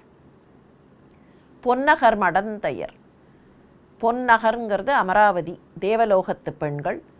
விஞ்சை பூவையர், வித்யாதர பெண்கள். பன்னக வனிதையர், பன்னகம்னா பாம்பு, நாகலோகத்து பெண்கள். இயக்கர் பாவையர், யக்ஷலோகத்து பெண்கள். முன்னின பணி முறை மாறி முந்துவார், என்னென்ன வேலை பண்ணணும், அவர்களுக்கு என்னென்ன வேலையெல்லாம் இடப்பட்டிருக்கோ, என்னென்ன பணியெல்லாம் கொடுக்கப்பட்டிருக்கோ அதையெல்லாம் வேகமாக இதை செய்ய வேண்டும் அதை செய்ய வேண்டும் என்று ஒன்றொன்றாக செய்கிறார்கள். வேகமாக போகிறார்கள், ஒருவரை ஒருவர் முந்திக் கொண்டு போகிறார்கள். மின் இனம் மிடைந்தன, மின்னல் இனமெல்லாம் ஒன்றா சேர்ந்த மாதிரி மின் இனம் மிடைந்தது போல அத்தனை பேரும் சேர்ந்து விசும்பின் மீச்செல்வார், அப்படியே வானலோகத்தில் அத்தனை பேரும் போகிறார்கள். பொன்னகர் மடந்தையர், விஞ்சை பூவையர், பன்னக வனிதையர், இயக்கர் பாவையர், முன்னின பணிமுறை மாறி முந்துவார், அத்தனை பேரும் சேர்ந்து அப்படியே ஒருத்தரை ஒருத்தர் முந்திக்கொண்டு மின்னல் கொடிகளெல்லாம் ஒன்றாக சேர்ந்து போவதைப் போல இந்த பெண்கள் செல்கிறார்கள். இவர்கள் தானே சேடி பெண்கள், அரக்க பெண்களுக்கு இவர்கள் தானே இப்போ சேடி பெண்களாக பணிப்பெண்களாக இருக்கிறார்கள். அதனால் இவர்களுக்கு என்னென்ன வேலையெல்லாம் கொடுத்துருக்கோ, ஐயோ நான் முதல்ல பண்ணணும் நீ முதல்ல பண்ணணும் அப்படின்னு வேக வேகமாக போய் அவர்கள் தங்களுடைய பணிகளை செய்கிறார்கள். தேவரும் அவுணரும் செங்கண் நாகரும் மேவரும் இயக்கரும் விஞ்சை வேந்தரும் ஏவரும் விசும்பு இருள் இரிய ஈண்டினார் தா அரும் பணி முறை தழுவும் தன்மையார். தேவர்கள், அரக்கர்கள், கண் சிவப்பாக இருக்கிற நாகர்கள், மேவரும் இயக்கர் யக்ஷர்கள், விஞ்சை வேந்தர் வித்யாதரர்கள், ஏவர் இன்னும் மீதம் இருக்கக்கூடியவர்கள்னா கந்தர்வர்கள், இன்னும் வேறு வகையைச் சேர்ந்தவர்கள், கிண்ணறர்கள், கிம்புருடர்கள் அப்படின்னெல்லாம் நிறைய குரூப் இருக்கா இல்லையா, அவர்கள் எல்லாரும் கூட விசும்பு இருள் இரிய ஈண்டினார். எல்லாரும் அந்த ஆகாயத்தில் இருட்டு இருக்கிற இடத்துல எல்லாரும் அப்படியே கூட்டம் கூட்டமாக வருகிறார்கள். தா அரும் பணிமுறை தழுவும் தன்மையார். They are all awaiting instructions. தங்களுக்கு இடப்படுகிற ஆணைகளை ஏற்றுக்கொண்டு அந்த ஆணைகளை செயல்படுத்துவதற்காக. இதிலேருந்து என்ன தெரிகிறதுனா, ராவணனுடைய ஆணை, அரக்கர்களுடைய ஆணை, அவனுடைய கூட்டத்தை சேர்ந்தவர்களுடைய ஆணையெல்லாம் இருட்டு நேரத்தில் இரவு நேரத்தில் தான் வரும். அப்போ தான் அவர்களுக்கு வலிமை அதிகம். அப்போ அவர்கள் இன்ஸ்ட்ரக்ஷன்ஸ் கொடுக்க அதையெல்லாம் செயல்படுத்த வேண்டும்ங்கிறதுக்காக தேவர்கள், அவுணர்கள்ங்கிறதும் அரக்கர்கள் தான். அதில் அந்த அரக்கர்கள்லேயே ஒரு குரூப்பு அசுரர்கள், நாகர்கள், யக்ஷர்கள், இப்படி எல்லாரும் அவரவர்கள் என்னென்ன வேலை எங்களுக்கு இருக்கோ அந்த வேலையெல்லாம் நாங்கள் செய்கிறேன். இந்த கார்த்தால் சில கம்பெனிஸில் பார்த்தோம்னா, இல்லை பல இடங்களில் இந்த கன்ஸ்ட்ரக்ஷன் ஒர்க் அதிலெல்லாம் பார்த்தோம்னா கூட தெரியும், அந்த வேலை செய்யக்கூடியவர்கள் வந்து கார்த்தால் நிற்பார்கள். அவர்களுக்கு அந்த இன்ஸ்ட்ரக்ஷன், நீ போய் இந்த வேலையை பண்ணு, நீ போய் இந்த வேலையை பண்ணு. இந்த கார்த்தால் நம்ம உலகத்தை பொறுத்த வரைக்கும் கார்த்தால் இந்த இன்ஸ்ட்ரக்ஷன்லாம் கொடுக்குறோம். ஆனால் அரக்கர் உலகத்தை பொறுத்த வரைக்கும் இருள் நேரத்தில் அந்த இன்ஸ்ட்ரக்ஷன்ஸ் அதையெல்லாம் ஏற்றுக்கொண்டு அவற்றை செய்வதற்காக இவர்களெல்லாம் போய் நிற்கிறார்கள். சித்திரப்பத்தியின் தேவர் சென்றனர், இத்துணை தாழ்த்தன முனியும் என்று தம் முத்தினாரங்களும் முடியும் மாலையும் உத்தரியங்களும் சரிய ஓடுவார். இதில் எல்லா குரூப்பும் போய் அவரவர்கள் வேலை என்னவோ அந்த வேலையை செய்வதற்காக நிற்கிறார்கள். இதில் இந்த தேவர்களை பார்த்தோம்னு சொன்னால் கொஞ்சம் அறக்க பறக்க ஓடுகிறார்கள். சித்திரப்பத்தின்னா அப்படியே வரிசையாக போகிறார்கள். என்ன இருந்தாலும் 33 கோடி பேர் இல்லையா, அதனால் அப்படியே சித்திரம் தீட்டியது போல, பத்தினா வரிசை, சித்திரப்பத்தியின் சித்திரத்தில் தீட்டின மாதிரி அப்படியே வரிசையாக போகிறார்கள். தேவர்கள் அழகாகவும் இருப்பார்கள், அப்படியே வரிசையாக போகிறார்கள், ஓடி போகிறார்கள். ஏன் ஓடுகிறார்கள்? அடடா லேட் ஆகிடுதே, நம்ம கரெக்ட் டயத்துக்கு போகலைன்னா ராவணனுக்கு கோபம் வரும். அலுவலகங்களில் அட்டண்டன்ஸ் பிடிக்க ஓடுகிறார்களே, அந்த மாதிரி இப்போ தேவர்கள் ஓடினார்கள்னு தெரிகிறது. இத்துணை தாழ்த்தனம், நம்ம லேட் ஆக்கிட்டோமே, முனியும் அவன் கோபப்படுவான் என்று முத்தினாரங்களும் முடியும் மாலையும், அவர்கள் அணிந்திருக்கக்கூடிய பல வகையான ஆபரணங்கள், முத்தாரங்கள், அவர்களுடைய மாலைகள், உத்தரியங்கள் சரிய, அவர்கள் தோளில் போட்டிருக்கிற மேலாடை கூட கீழே விடும்படியாக, ஆபரணங்கள் எல்லாம் சிதறி தெரிக்கும்படியாக வேகமாக ஓடுகிறார்கள். ராவணன் கோபப்படுவான் என்பதற்காக தங்களுடைய பணி, தங்களுக்கு இடப்பட்ட பணியை செய்ய வேண்டும் என்பதற்காக ஓடுகிறார்கள். தீண்ட அரும் தீவினை தீக்க தீந்து போய் மாண்டு அற உலர்ந்தது மாருதி பெயர் ஆண்தகை மாறி வந்து அழிக்க ஆயிடை ஈண்டு அறம் முளைத்தென முளைத்தது இந்துவே. இத்தனை அமளியும் நடந்து கொண்டிருக்க இதற்கு இடையில் மெல்ல நிலா தோன்றுகிறது. பவளக்குன்றிலே இருக்கிற அனுமன் அந்த நிலா எழுவதையும் பார்க்கிறான். அந்த நிலா எழுந்தது எப்படி இருந்ததா, இலங்கை அப்படியே வறண்டு தீந்து போய்விட்டது. இலங்கையில் இவ்வளவு செல்வம் இருந்ததே வறண்டு தீண்டு போய்விட்டதா அப்படின்னா, தர்மத்தினுடைய பார்வையில் அங்கே தர்மமே இல்லாமல் அது காஞ்சு வறண்டு போச்சு. வெளியில் இருக்கிற தங்கமும் வெள்ளியும் இரும்பும் இருக்கிறது. ஆனால் தர்ம தேவதையின் பார்வையில் அப்படியே தீந்து போய் காய்ந்து போய் தீண்ட அரும் தீவினை தொடுவதற்கு கூட அச்சப்பட வேண்டிய கெட்ட செயல்கள், அந்த செயல்களின் வெப்பத்தினால் தீந்து போய், அது தீக்க தீந்து போய் அந்த வெப்பம் அப்படியே கருக வைத்து விட்டது. அதனால் இறந்து போன நிலமாக மாண்டு அற உலர்ந்தது, அறமே இல்லாமல் உலர்ந்து போன நிலமாக அந்த இலங்கை இருக்கிறது.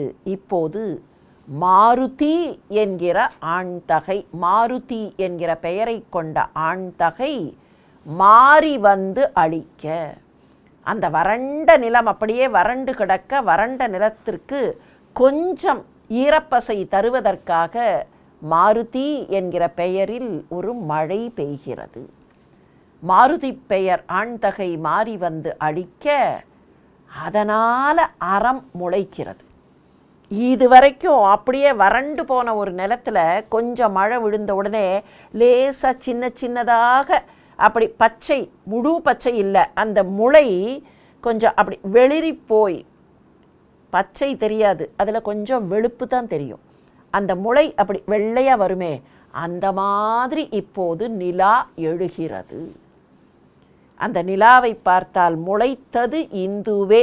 இங்கேந்து பார்த்தா அந்த நிலா எழுகிறது. பார்த்தா எப்படி இருக்குன்னா, வறண்டு போன பூமியில் மழை விழுந்த உடனே அப்படி முளைகள் தோன்றுமே, அப்படி ஒரு முளையாக அந்த நிலா எழுகிறது. வந்தனன் ராகவன் தூதன் வாழ்ந்தனன் எந்தையே இந்திரன் ஆம் என்று ஏமுரா அந்தமில் கீழ்திசை அழக வாழ் நுதல் சுந்தரி முகம் எனப் பொலிந்து தோன்றிற்றே. வந்தனன் ராகவன் தூதன், ராகவனுடைய தூதன் வந்துட்டான் அப்படின்னா ராகவன் வந்து விடுவான். எந்த இந்திரன், தந்தைக்கு நிகராக எல்லோரையும் பரிபாலிக்கிற தேவலோகத்து இந்திரன் இனிமேல் வாழ்ந்து விடுவான், அவனுடைய குறைகள் தீர்ந்துவிடும் என்று அந்த எண்ணத்தோடு ஏமுறுதல் அப்படின்னா மகிழ்ச்சி அடைதல். அப்படி மகிழ்ச்சி அடைந்து அந்த நிலவு வருகிறது. அந்த நிலவை பார்த்தா எப்படி இருக்குது, அந்தமில் கீழ்திசை, கிழக்கு வானத்தில் அந்த நிலவு எழுகிறது. எல்லையே இல்லாத கிழக்கு, அந்தமில் கீழ்திசை. கிழக்குக்கு எப்போதுமே ஒரு பெருமை நம்முடைய மரபில் உண்டு. காரணம், கிழக்கில்தான் முதலில் வெளிச்சம் தோன்றுகிறது. ஒரு நாள் என்று எடுத்து பார்த்தால் அந்த நாளில் முதல் வெளிச்சம் கிழக்கில், இருட்டாக இருப்பதில் வெளிச்சம் தெரிவது. தமசோமா ஜோதிர்கமயன்னா முதல்ல வெளிச்சம் கிழக்கில் தானே. அதனால தான் கிழக்குக்கு பெருமை. கிழக்குக்கு பெருமை மாத்திரமல்ல, அந்த கிழக்கு அந்தமில் கிழக்கு, கிழக்குக்கு என்றைக்குமே அழிவு இல்லை. காரணம், அந்த கிழக்கு எப்போதும் வெளிச்சத்தை தரும். இருள் வந்துவிட்டால் கூட கிழக்கு அடுத்ததாக வெளிச்சத்தை தரும்.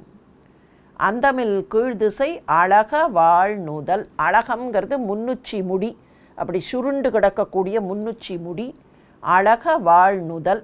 அந்த முன்னுச்சி முடி சுருண்டு இருக்கிற அழகான நெற்றியை கொண்ட ஒரு பெண்ணுடைய முகம், சுந்தரி முகம்.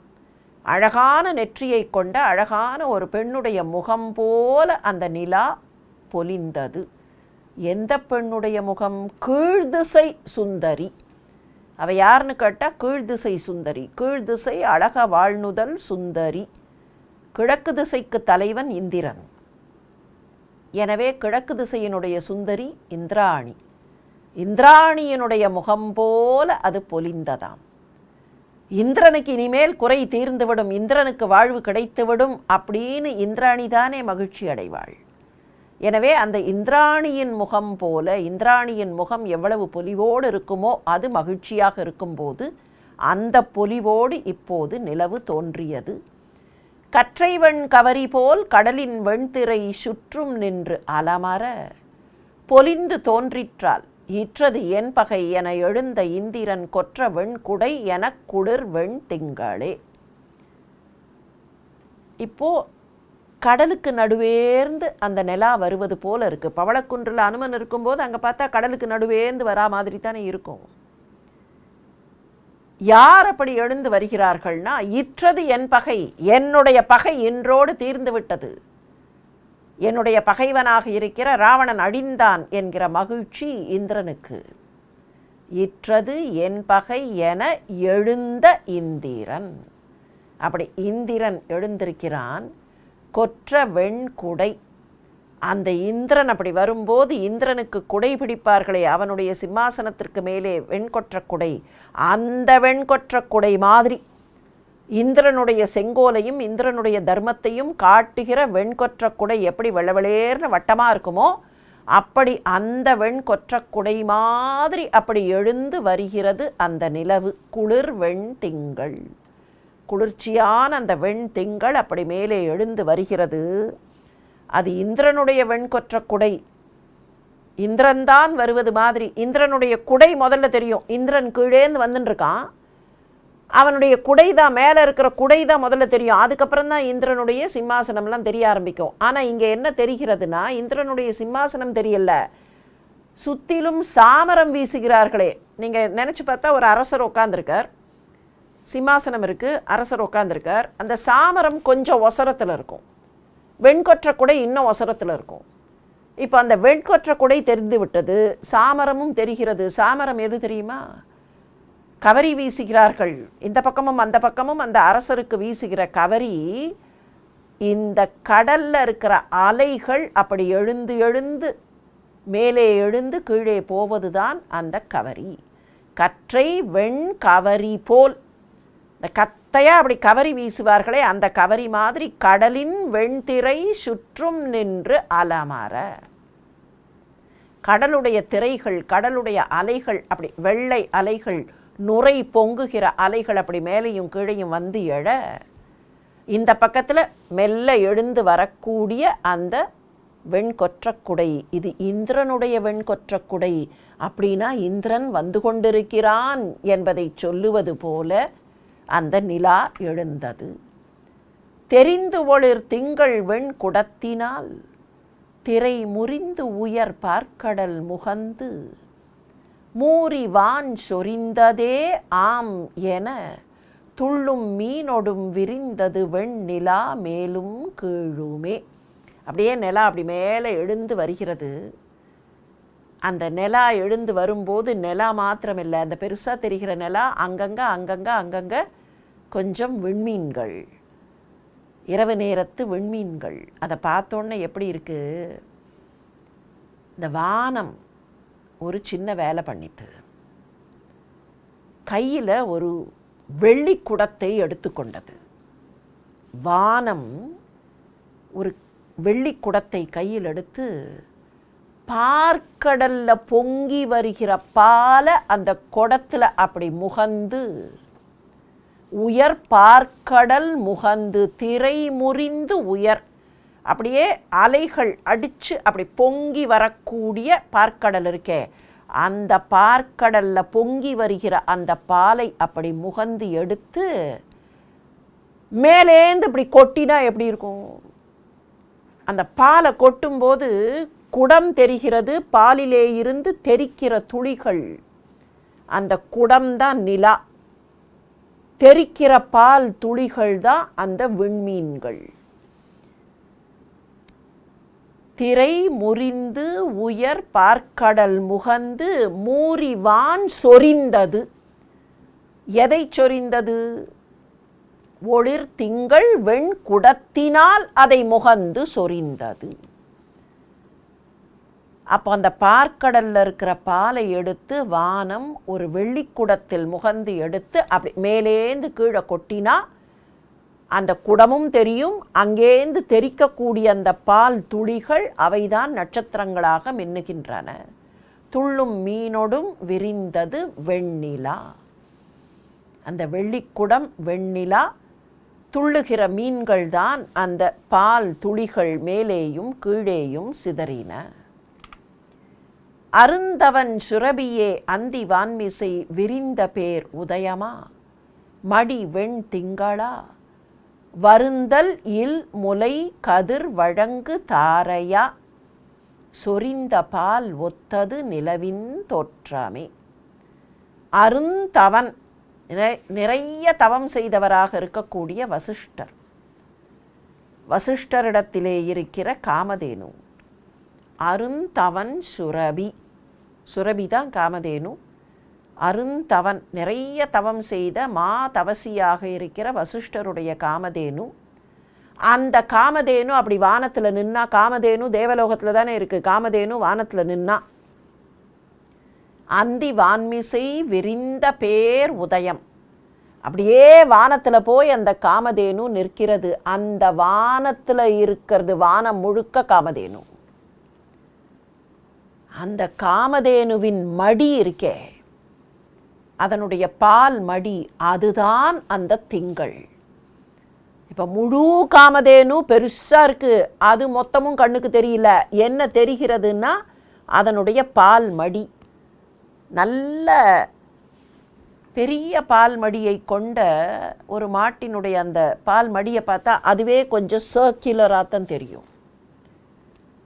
விரிந்த பேர் உதயமா மடி வெண் திங்களா, அந்த பால் மடி திங்களாக இருக்க, அதிலேந்து கறக்கக்கூடிய பால், அந்த மடியிலேருந்து கீழே வரக்கூடிய பால் இப்போ திங்கள்லேருந்து அந்த நிலாவிலேருந்து இங்கெல்லாம் வந்திருக்கக்கூடிய வெளிச்ச கதிர்கள். நிலா வந்தோடனே வெளிச்சம் கீழெல்லாம் வரதா இல்லையா? அங்கே வந்த அந்த நிலாவின் வெளிச்ச கதிர்கள் என்னன்னா அந்த பால் மடியிலேந்து சொரிகிற பால். வெண் திங்கள் மடி வருந்தல் இல் முலை கதிர் வழங்கு தாரை. வருத்தமில்லாமல் பொங்க பொங்க அங்கே இருந்து அப்படியே பாலை பொழியக்கூடிய அந்த பால் மடி, அங்கே இருந்து வருகிற அந்த பால் துளிகள் தான் இங்கே வெளிச்சக்கற்றைகளாக வந்திருக்கின்றன. சொரிந்த பால் ஒத்தது நிலவின் தோற்றமே. வானமெல்லாம் காமதேனு, காமதேனுவின் பால் மடி அந்த நிலா, நிலாவிலே இருந்து வெளியில் வருகிற வெளிச்சக் கற்றைகள் தான் பால் மடியிலே இருந்து சொரியப்படுகிற பால். எண்ணுடை அனுமன் மேல் இழிந்த பூமழை மண்ணிடை வீழ்கில மரித்தும் போகில. அண்ணல் வாழ் அரக்கனை அஞ்சி ஆய் கதிர் விண்ணிடை தொத்தின போன்ற மீன் எலாம். அனுமன் பவளக்குன்றிலே இருக்கிறான். பவளக்குன்றில் இருக்கிற அந்த அனுமன் இவ்வளவு தூரத்திற்கு போய்விட்டான். ராவணனுடைய இடத்தை அவன் பார்க்கிறான் என்பதையெல்லாம் பார்த்து கொண்டிருக்கிற தேவர்கள், அவர்களுக்கு மகிழ்ச்சி. ஆஹா, அனுமன் பக்கத்தில் போய்விட்டான், இனிமேல் எங்களுக்கு வெற்றி கிடைத்துவிடும், ராவணன் அழிந்தான் என்கிற மகிழ்ச்சியில் அங்கேருந்து வானவர்கள் பூமழை பொழிகிறார்கள். அந்த பூமழை அனுமன் மேலே வந்து விழணும் இல்லையா? அனுமன் மேலே தானே மலர் மாறி, அனுமன் மேல் இழிந்த பூமழை, அது அனுமன் மேலே விழணும். அனுமன் மேலே விழுந்தால் கீழே மண்ணில் விழணும். ஆனால் மண்ணில் விழலை. ஏன் மண்ணில் விழுந்தால் ராவணன் ஏதாவது பண்ணிட்டான்னா அது ராவணனுடைய மண்ணு தானே. மண்ணிடை வீழ்கில, அதனால் மண்ணில் விழறதுக்கு அந்த பூவுக்கெல்லாம் பயம். சரி, திரும்ப போகலாம்னா தேவர்கள் அவ்வளவு ஆசையாக போட்டிருக்கிறார்கள், அங்கே திரும்பி போகக்கூடாது.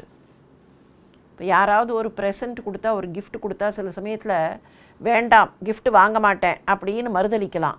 ஆனால் அவர்கள் ரொம்ப அன்போடும் ஆசையோடும் கொடுக்கும்போது சில சமயத்தில் சிக்கலாகி போகும். அந்த மாதிரி இந்த பூக்களுக்கு சிக்கல். கீழையும் விழ முடியல, திரும்பி போயிடலாம்னு சொன்னால், நாங்கள் அனுமன் மேலே அன்போடு போட்டோமே, நீங்கள் ஏன் திரும்பி வந்தீர்கள்னு தேவர்கள் கேட்டால் என்ன பண்ணுறது?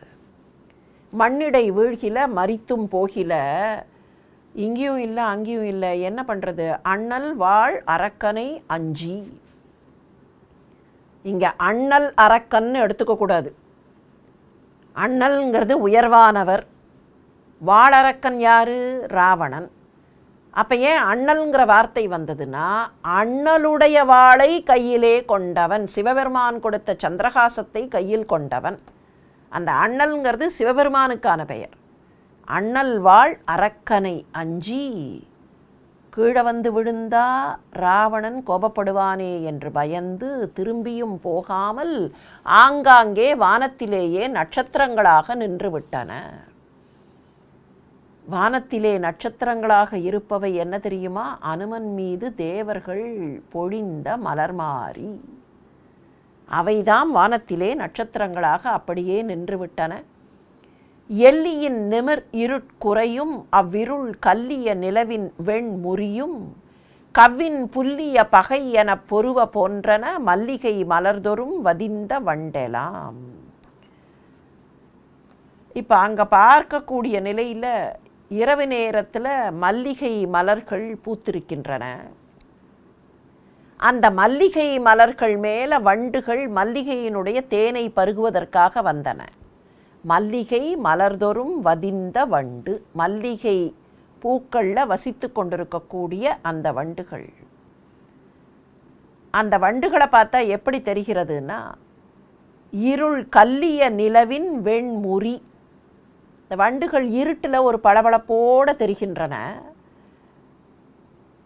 இருளை கல்லி எடுத்துவிட்டு மேலே வந்த நிலவிற்கே, அந்த நிலவினுடைய சில துண்டுகள், நிலவினுடைய வெண்மையான துண்டுகள், இருட்ட பெயர்த்தெடுத்த அந்த நிலவு அதனுடைய வெண்மையான துண்டுகளும், போய்விட்ட இருட்டு இருக்க இருட்டினுடைய கொஞ்சம் கொஞ்சம் சின்ன சின்ன பிட்ஸ் போகாமல் நின்று போன அந்த துண்டுகளும், இவை ஒன்றை ஒன்று சண்டை போட்டு கொண்டால், இப்போ நிலவினுடைய துண்டு இப்படி கற்பனை பண்ணி பார்ப்போம். நிலவினுடைய துண்டுகள், இந்த பக்கம் இருட்டினுடைய துண்டுகள். நிலவினுடைய வேலை என்ன? இருட்டை போக்கடிக்கணும். அப்போ இருட்டு துண்டுகள் மிச்சம் இருக்குன்னா இந்த துண்டுகளுக்கு கோபம் வரும். நீங்களேன்னு இருக்கிறீர்கள் அப்படின்னு போய் சண்டை போடும்.